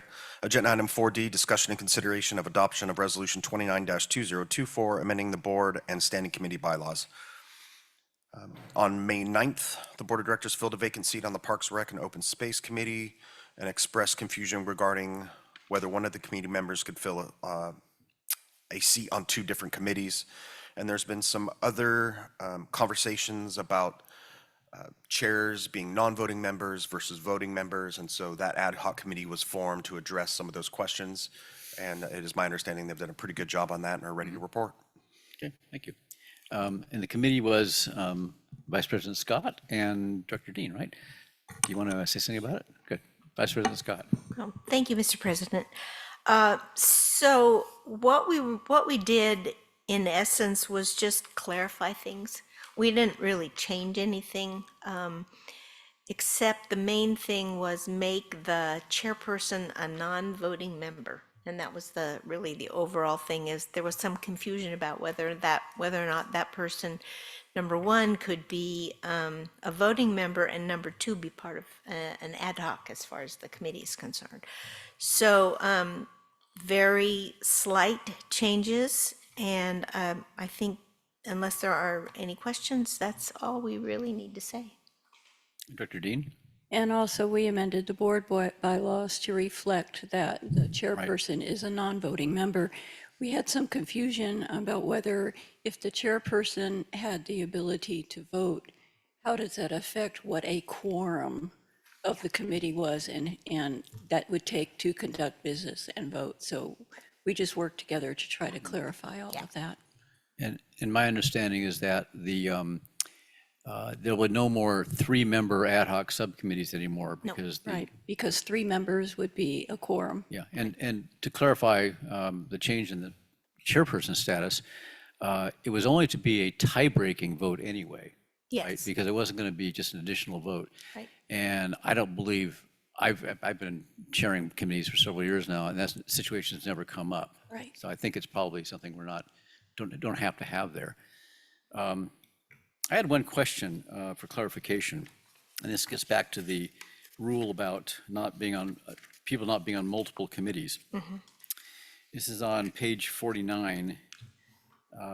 It's a section, sentence added to section 2.2. No committee member shall serve on more than one committee at a time, which is very straightforward. However, what happens, does that also apply to chairs? In other words, a board member, can a board member chair more than one committee? That might come up since we have 4 committees and 5 board members, and there may be a case where, we might have trouble actually finding a board member who's both qualified and willing to serve on a committee, and that person may be, I'm not speaking of anybody in particular, that person may be appropriate as a leader for one or more than one committee. And to me, I don't know how if this applies to that, or if it should be clarified to either apply to it or to not apply to that situation. I don't think this speaks to that. It doesn't. No. We're talking about appointed members. Right. Is it worthwhile putting a appointed committee member or something like that, just to be absolutely clear? And that would belong in the board bylaws, don't you think? Well, I don't think there's anything in the board bylaws on that topic, is there? No. No. Mr. Carmel, yeah, I think this is the only place it appears, and so, Well, yeah. this section 2.2 is referring to the actual community committee members, not Yeah. the directors. No. And I don't think that we really need to address whether a board member can chair more than one committee. I don't see a circumstance where that would happen, because if we did have someone that we suggested serve as a chair and they didn't want to do it, I mean, there's 5 committee members. I mean, chair. Yeah. Directors. Directors. I'm just saying, I want to make sure that there's clarity on this, this applies, just in case. Yeah. And to the point I made a moment ago, standing in the board bylaws, standing committee, Article 9.1 is the area that would be discussed. That is where, in the board bylaws, the discussion of the appointment of directors as the committee chairs. I would rather not box the board into having to do something outside of the bylaws or within the bylaws as far as chairs. I think that we have to be flexible. I think if it's just, we could add a note for the record that based on our discussion here, the, that section 2.2 applies only to the community members, or committee members that were appointed. As it says, because the director is not a committee member. Yeah, okay. So that's quite clear. That's the sense of the board. That's good. Good issue to bring up. Yeah. Anybody, Dr. Thomas. Sure, thank you, President Gray. So on pages 50 and 51, at the bottom of page 50, so the director, the committee chair supervises, provides guidance, et cetera. Now, how does that connect to the ad hoc committees? And I'd like to confirm, I would assume that includes discussions where the ad hoc committee has questions outside of the regular meeting. A member, I assume that means that a member of an ad hoc committee would contact, the chair for, procedural questions and such, for advice and guidance. One member. Right, one and only one member, and that would be fair game. Yep. Correct. Yep.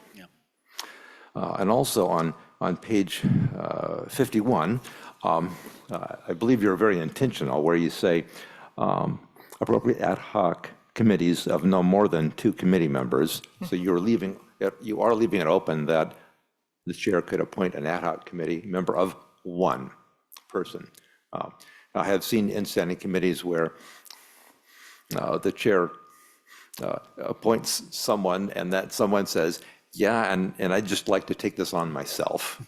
I don't need any help, or no one else volunteers. So it is fair game to appoint 1 or 2 members of the committee to an ad hoc, correct?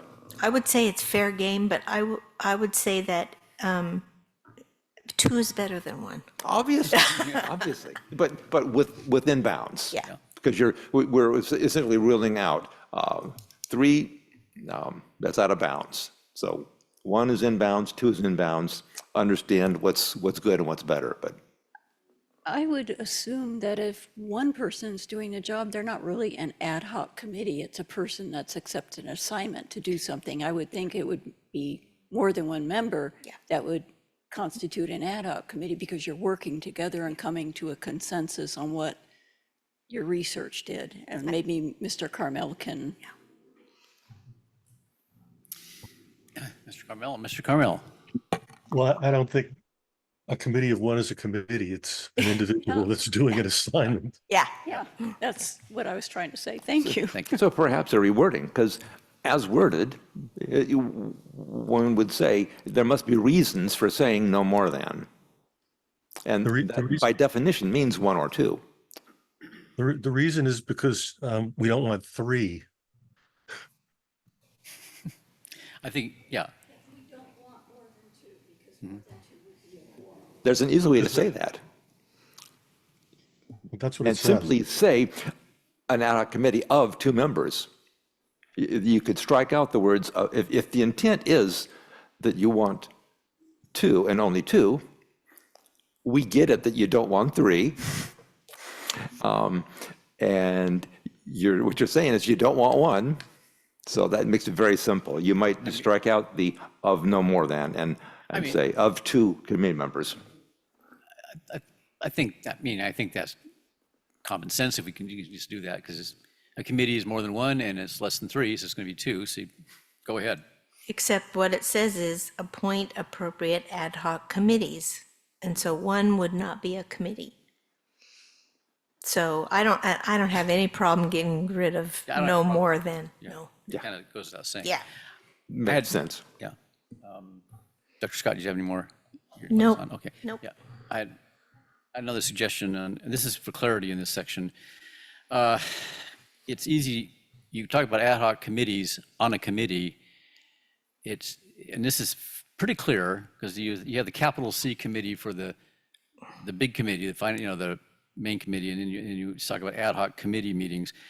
I do like the term subcommittee, though, as a very clear term. You don't like it. Do we think we understand that an ad hoc committee is a committee of a committee? Yeah. Well, who knows Latin? Because it's Latin. Mr. Carmel. And before we go to there, yeah, I would object to the subcommittee.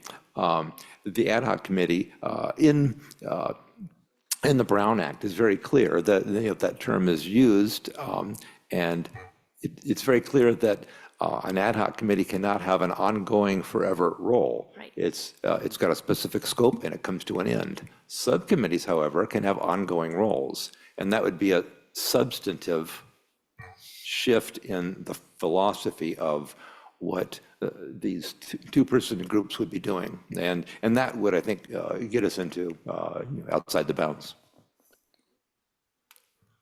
Any other comment? What does ad hoc mean? To the thing. Did you want to know what ad hoc meant? Well, I mean, it's for a particular purpose. That's right. Yeah, for a particular purpose, yeah. Anyway, any other, Director Scott, your light is on. Sorry. Okay. I was just, I want to, if we're done with questions or, clarification, I'd like to turn this over to public comment. Anyone in attendance wish to, Mr. Howell?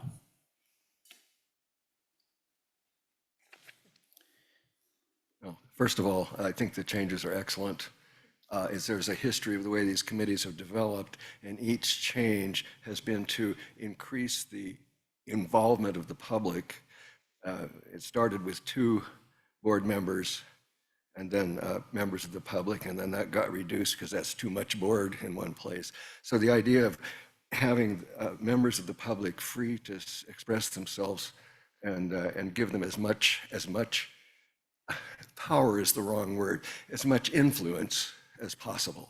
And this is the next step, and I think it's an excellent one. I had a couple of questions regarding implementation, and then if the committee chair, who is the board director, doesn't vote, but and this maybe is a question for Mr. Carmel, was it your intention that that committee chair also not be able to make motions? So that's a question that I think we might want to address. And then the other thing, it just has to do with the schedule of the implementation. The way that I read the bylaws, once you make this change, there's nothing to prevent that from going into effect immediately.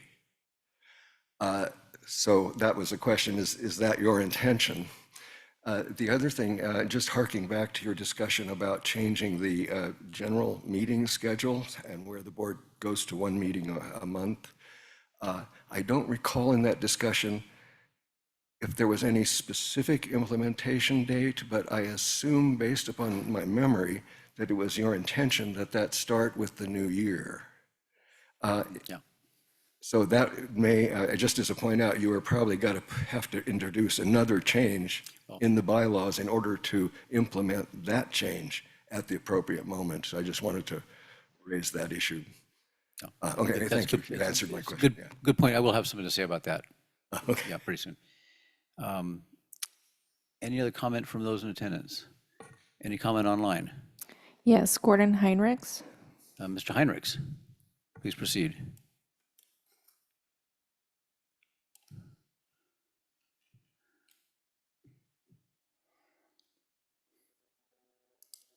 Hello, Mr. Heinrichs? Ms. Dodson, are we getting his signal? Here it is. Oh, Gotta here we go. push the Okay. button. Can you hear me now? We can hear you now, yes. Sorry about that. Appreciate the comments that are being made in this category, because those are a lot of confusion areas that did come up in the policy committee a few times about the chairman being able to vote and have influence as a quorum. The question I still have is clarification on if the member of the committee wants to form an ad hoc with a non-committee member, as in the public. My understanding was that was acceptable. I was wondering how that would address this choice. Thank you. A response to that, Ambassador Sure. Scott, yes. Yes. That community member would not be part of the ad hoc, but that committee member or that community member could be a resource for the ad hoc. Exactly. It wouldn't be a voting member of an ad hoc, but you could certainly meet with the person, or maybe a number of people Sure. on the outside, as just to get input on the subject matter that you're addressing. Okay, Anybody? Oh, Dean. So we need to clarify Mr. Howell's questions on about- whether the chair can make a motion, since the chair does not vote. And my opinion is these committees are an opportunity for community members for their input. And I think the chair can ask if they would like to make a motion, especially if it's a discussion and consideration item, but I don't think it's appropriate for the chair to make the motion. I think common sense says that. I don't know if it needs to be spelled out. There may be something deep in Robert's rules that, I mean, Mr. Howell would know. But it seems like it's common sense in a way that if you can't vote, you can't make a motion. That's correct. Yeah, okay, so I think we can stay silent on that, and it's assumed. Yeah, okay, good. And any other questions? I guess I could turn this over now to discussion and a motion, because I think we're ready.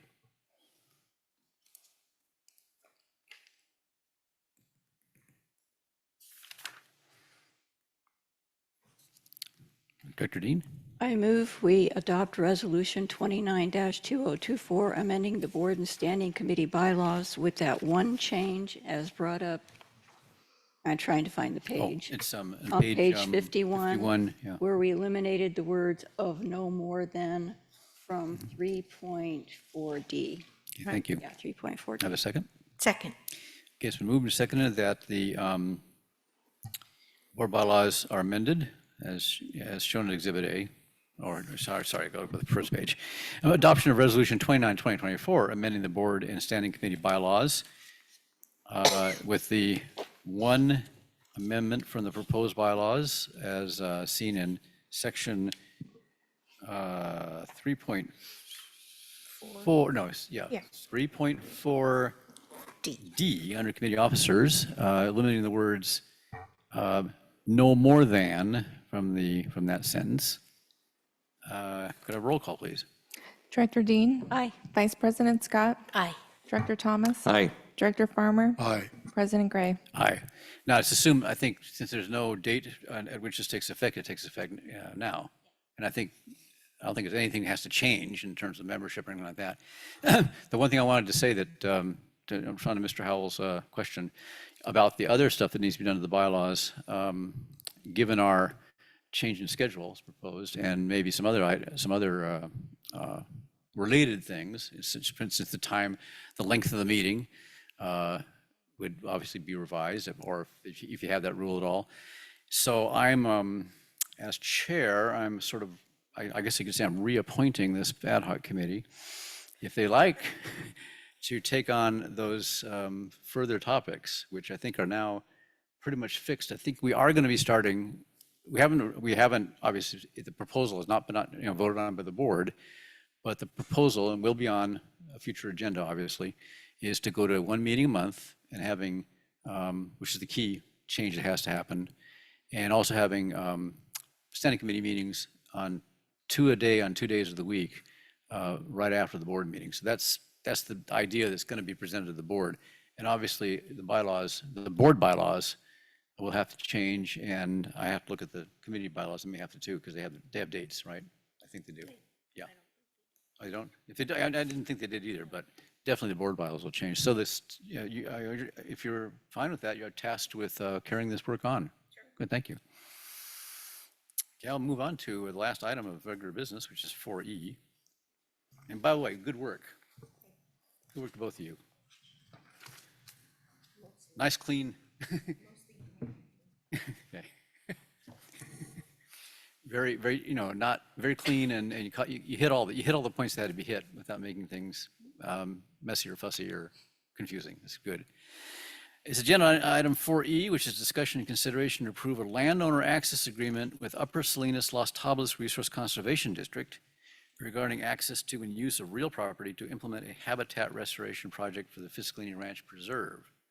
I'll turn this over to Mr. McElhaney for an introduction. Thank you, President Gray. As mentioned, agenda item 4D is discussion and consideration to approve a landowner access agreement with Upper Salinas Las Tablas Resource Conservation District regarding access to and use of real property to implement a habitat restoration project for the Fiscalini Ranch Preserve. The Fiscalini Ranch Preserve and the Upper Las Tablas Resource Conservation District reached out to the CCSD to gain permission to go onto the property and start some of this habitat restoration. There is a grant between the California Association of Resource Conservation and the Las Tablas Resource Conservation District. And so those grant funds have been worked out between them, and they would like, basically, this is just an agreement for them to come on our property and to perform the project. We do have Miss Haley, forgive me if I mispronounce your name, Lurick, who is here to answer any questions, as well as I believe Mrs. Conley is online as well. Okay, thank you. So any questions from the board members for either our general manager or for the people involved in the project? Dr. Thomas. Yeah, thank you, President Gray, and this is great. And one question I have immediately, and the question I've heard from many others, is habitat restoration. What do you mean habitat restoration? And so I would ask Ms. Lurick and Ms. Conley to explain the nature of the understory habitat restoration that they're describing. Yeah, that'd be very good if we could. Are you up? You have a screen? Have them up on the screen? Can you guys hear me okay? Yes, we all. Thank you. There you are. Thank you. Sweet. Yes. Thanks for having me today. Yeah, we're really excited to hopefully work with you guys and get some habitat restoration implemented out there.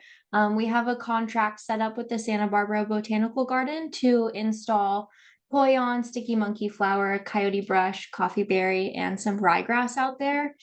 And it's in an area that was previously planted. So there's some pine trees out there, but we're trying to just put some more understory species in and just kind of make it a little better for wildlife. And it'll also hopefully increase the aesthetics for visitors to the area.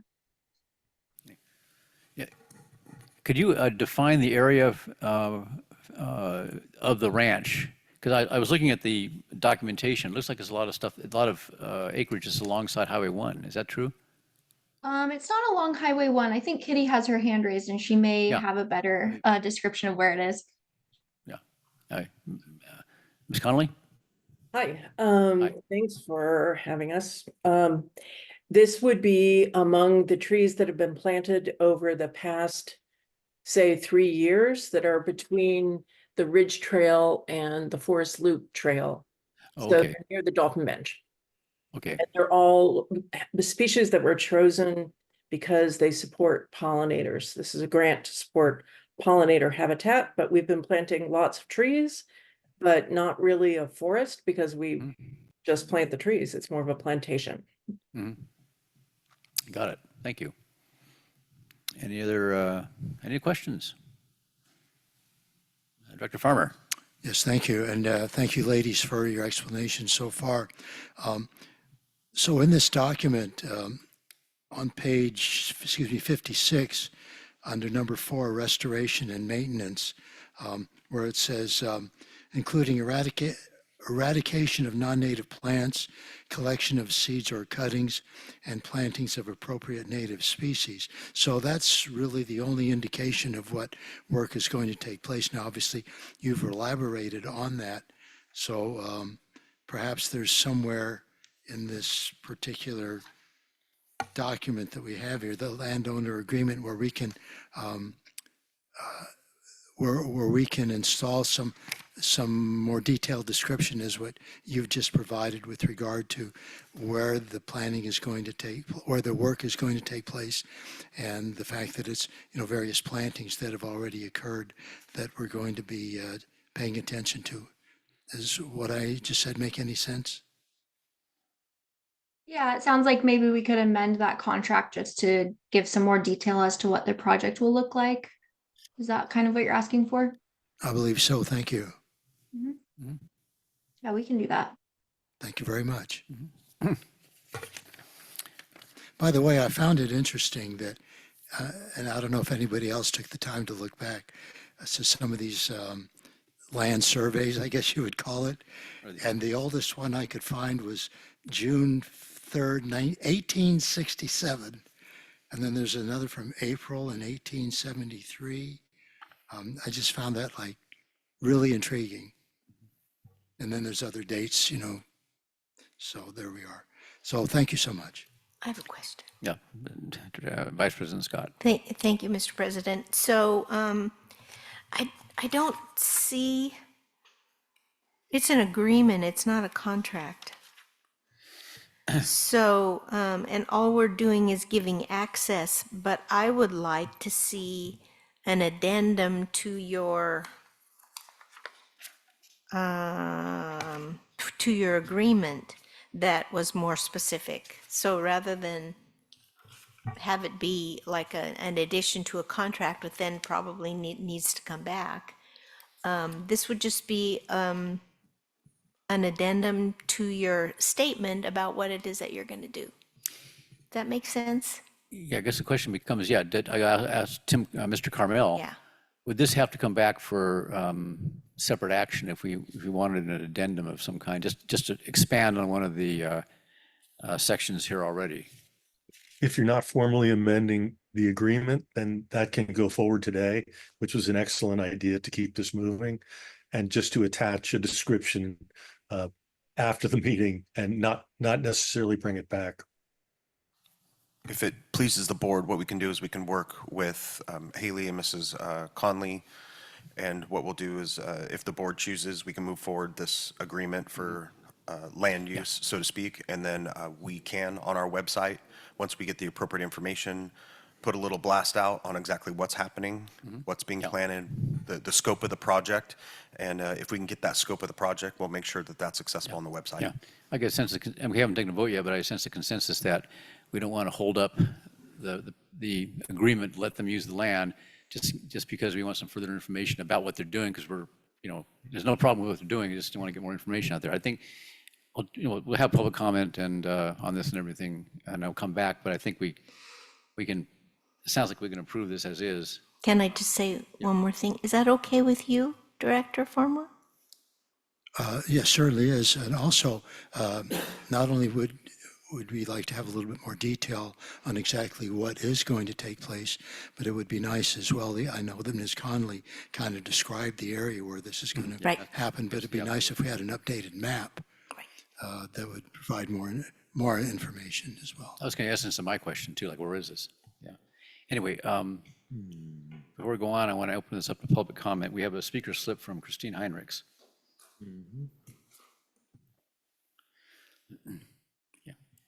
Thank you. Yes, those are exactly the questions that I have. There's literally no information in the agenda about what is involved in this project, where it's going to be, and just rubber stamping a 10-year access without more information.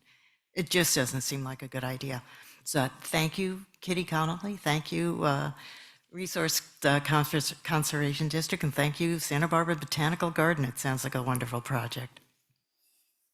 Thank you. Anybody online want to speak? No. Okay, thank you very much. Director Dean. Maybe in this description that's going to be attached I'd like to see pictures of the plants that they're planting. You mentioned 4 different species.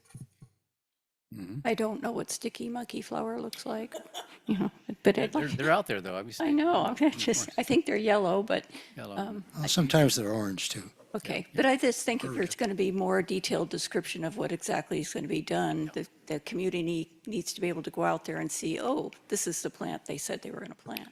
Thank you, Director Dean. We're emailing them as we speak Okay, good. to set up that information. Yeah. I guess with public comment over, I'll bring this back to the board for discussion and a motion. I'll make a motion if everybody's okay with that, but I just want to say how unbelievably fortunate, once again, how unbelievably fortunate we are to have the Fiscalini Ranch Preserve, because like about 32 years ago, some folks wanted to build like 420 houses there. And there was good, well, this community would not be the same if that had happened. So 2 thumbs up for the fact that it didn't happen, and we have this blessing of this 400 acres plus to enjoy and be closer to nature and creation with. So thank you so much. And with that, can I make a motion? Certainly. Thank you. So with the additional amendments that we described here, I make a motion that we approve the landowner access agreement with Upper Salinas, Los Tablas Resource Conservation District regarding access to and use of real property to implement a habitat restoration project for the Fiscalini Ranch Preserve. Can I make a friendly amendment to that? Yeah. Yeah, as worded, Director Farmer said, with the amendments we've discussed here. Use that terminology. And in my opinion, we're not making any amendments to this. We're simply asking for an addendum that's reported back at a later time. But since we've got an organization doing us a favor, working closely with FFRP, who is intent on maintaining the conservation easement and the look and feel of our preserve. Together, they know what belongs in the understory. So I would ask that we remove the word amendment. I would use this phrasing more like this. Obviously move to approve the agreement and direct staff to prepare a description of the project in consultation, obviously, with the project managers to inform the public about the nature of the location and nature of the work or something like that. And directing staff in addition to approving the agreement. If that's okay, maker of the motion? Yes, whatever you two gentlemen said, add that to what I said, and if we'll go from there. Okay. Is there a second? I would second that. Okay, great. It's been moved and seconded. And I want to thank Director Thomas, since he said he wanted to make a friendly comment. So thank you for being friendly. Okay, it's been moved and seconded that we approve a landowner access agreement with Upper Salinas Los Tablas Resource Conservation District regarding access to and use of real property to implement a habitat restoration project for the Fiscalini Ranch Preserve, and that staff is directed to prepare a description of the nature of the project and its location. Roll call, please. Director Farmer, Gee, I wish I had said what President Gray did. Aye. Director Thomas, Aye. Director Dean, Aye. Vice President Scott, Aye. President Gray. Aye. We'll move on to our last item, which is, next last item, which is the committee and liaison reports. As is our usual custom, these are all written down, so we're not going to go down through them one by one. I want to first of all ask anybody who has submitted a report if they have anything to add to theirs, and then if anybody has any question of other committee members, of other directors about the reports. I guess it's Director Thomas. I guess it's the water bottle, isn't it? Yeah. Director Thomas, I'm sorry, Director Thomas. Straight line. Just want to point out, there is no pros committee report. July 29th, I canceled the August 20th Pros Committee regular meeting. And as I indicated, likely of interest, the meeting next Tuesday will be discussing the Phase 3 Community Park Plan. I would add there's no Finance Committee report because likewise, I canceled the August 27th Finance Committee meeting. Oh. Okay, is there any public comment on this item? Oh, again, Dr. Thomas again, yes. Yeah, thank you. I just felt important to comment as I read through the reports on the Resources and Infrastructure Committee report when I noticed the proposal for potentially a well to be drilled on the Fiscalini Ranch Preserve. It was like not just red flags, but it was like flares going off. And I just wanted to comment. I think there's awareness that would be not in keeping with the conservation easement. Director Dean, yeah. Yes, Ms. Connolly graciously attended the meeting and let us know that with the conservation easement, that is not going to happen, and we agree. And I would like to ask, does anybody think my R&I report is too long or too detailed? That's fine. Very complete. It's very Okay. complete. Very readable. I like to make it so people feel like they've been there, and I just hope I'm not overdoing it. Great context. Fine. Yeah. Thank you. But while we're at it, I've canceled the October 7th meeting and moved it up to September 30th as a special meeting because there are a few things that our utility manager wants to get before us before it comes before the board. Okay, thank you. Again, is there any public comment? Any public comment online? No. Okay, thank you. Moving on, I guess unless there's further discussion, we'll go to future agenda items. And this being, I think, the first meeting of the month. Oh, Director Farmer, sorry. Yes, I have a future agenda item. Oh, okay, good. You can do that first. I was going to say, I want to see if we have Ms. Dodson recap the agenda items are already on the schedule. Then we'll get to the suggestions. Sure. The proposed October board meeting items are discussion and consideration regarding creating a policy for streetlights and lights at other district facilities under CCSD's jurisdiction, receive a presentation from Stillwater Sciences, and file the completed in-stream flow study, consideration of approval of the CCSD's climate adaptation policy, and discussion and consideration of approval of the zero liquid discharge pilot testing program with Global Water Innovations. Okay, thank you. Dr. Farmer. Thank you, President Gray. I want to go back to public comment at the beginning of the meeting from Ms. Younger. I believe this has been discussed before with regard to right now our policy is written comments are just put at the district website, but not read aloud at the meetings. I believe this came up before. Director Thomas and I kind of had a discussion about the fact that we felt that it would be proper if people, for whatever reason, just send in a written comment as opposed to speaking either Zoom or in person. I feel that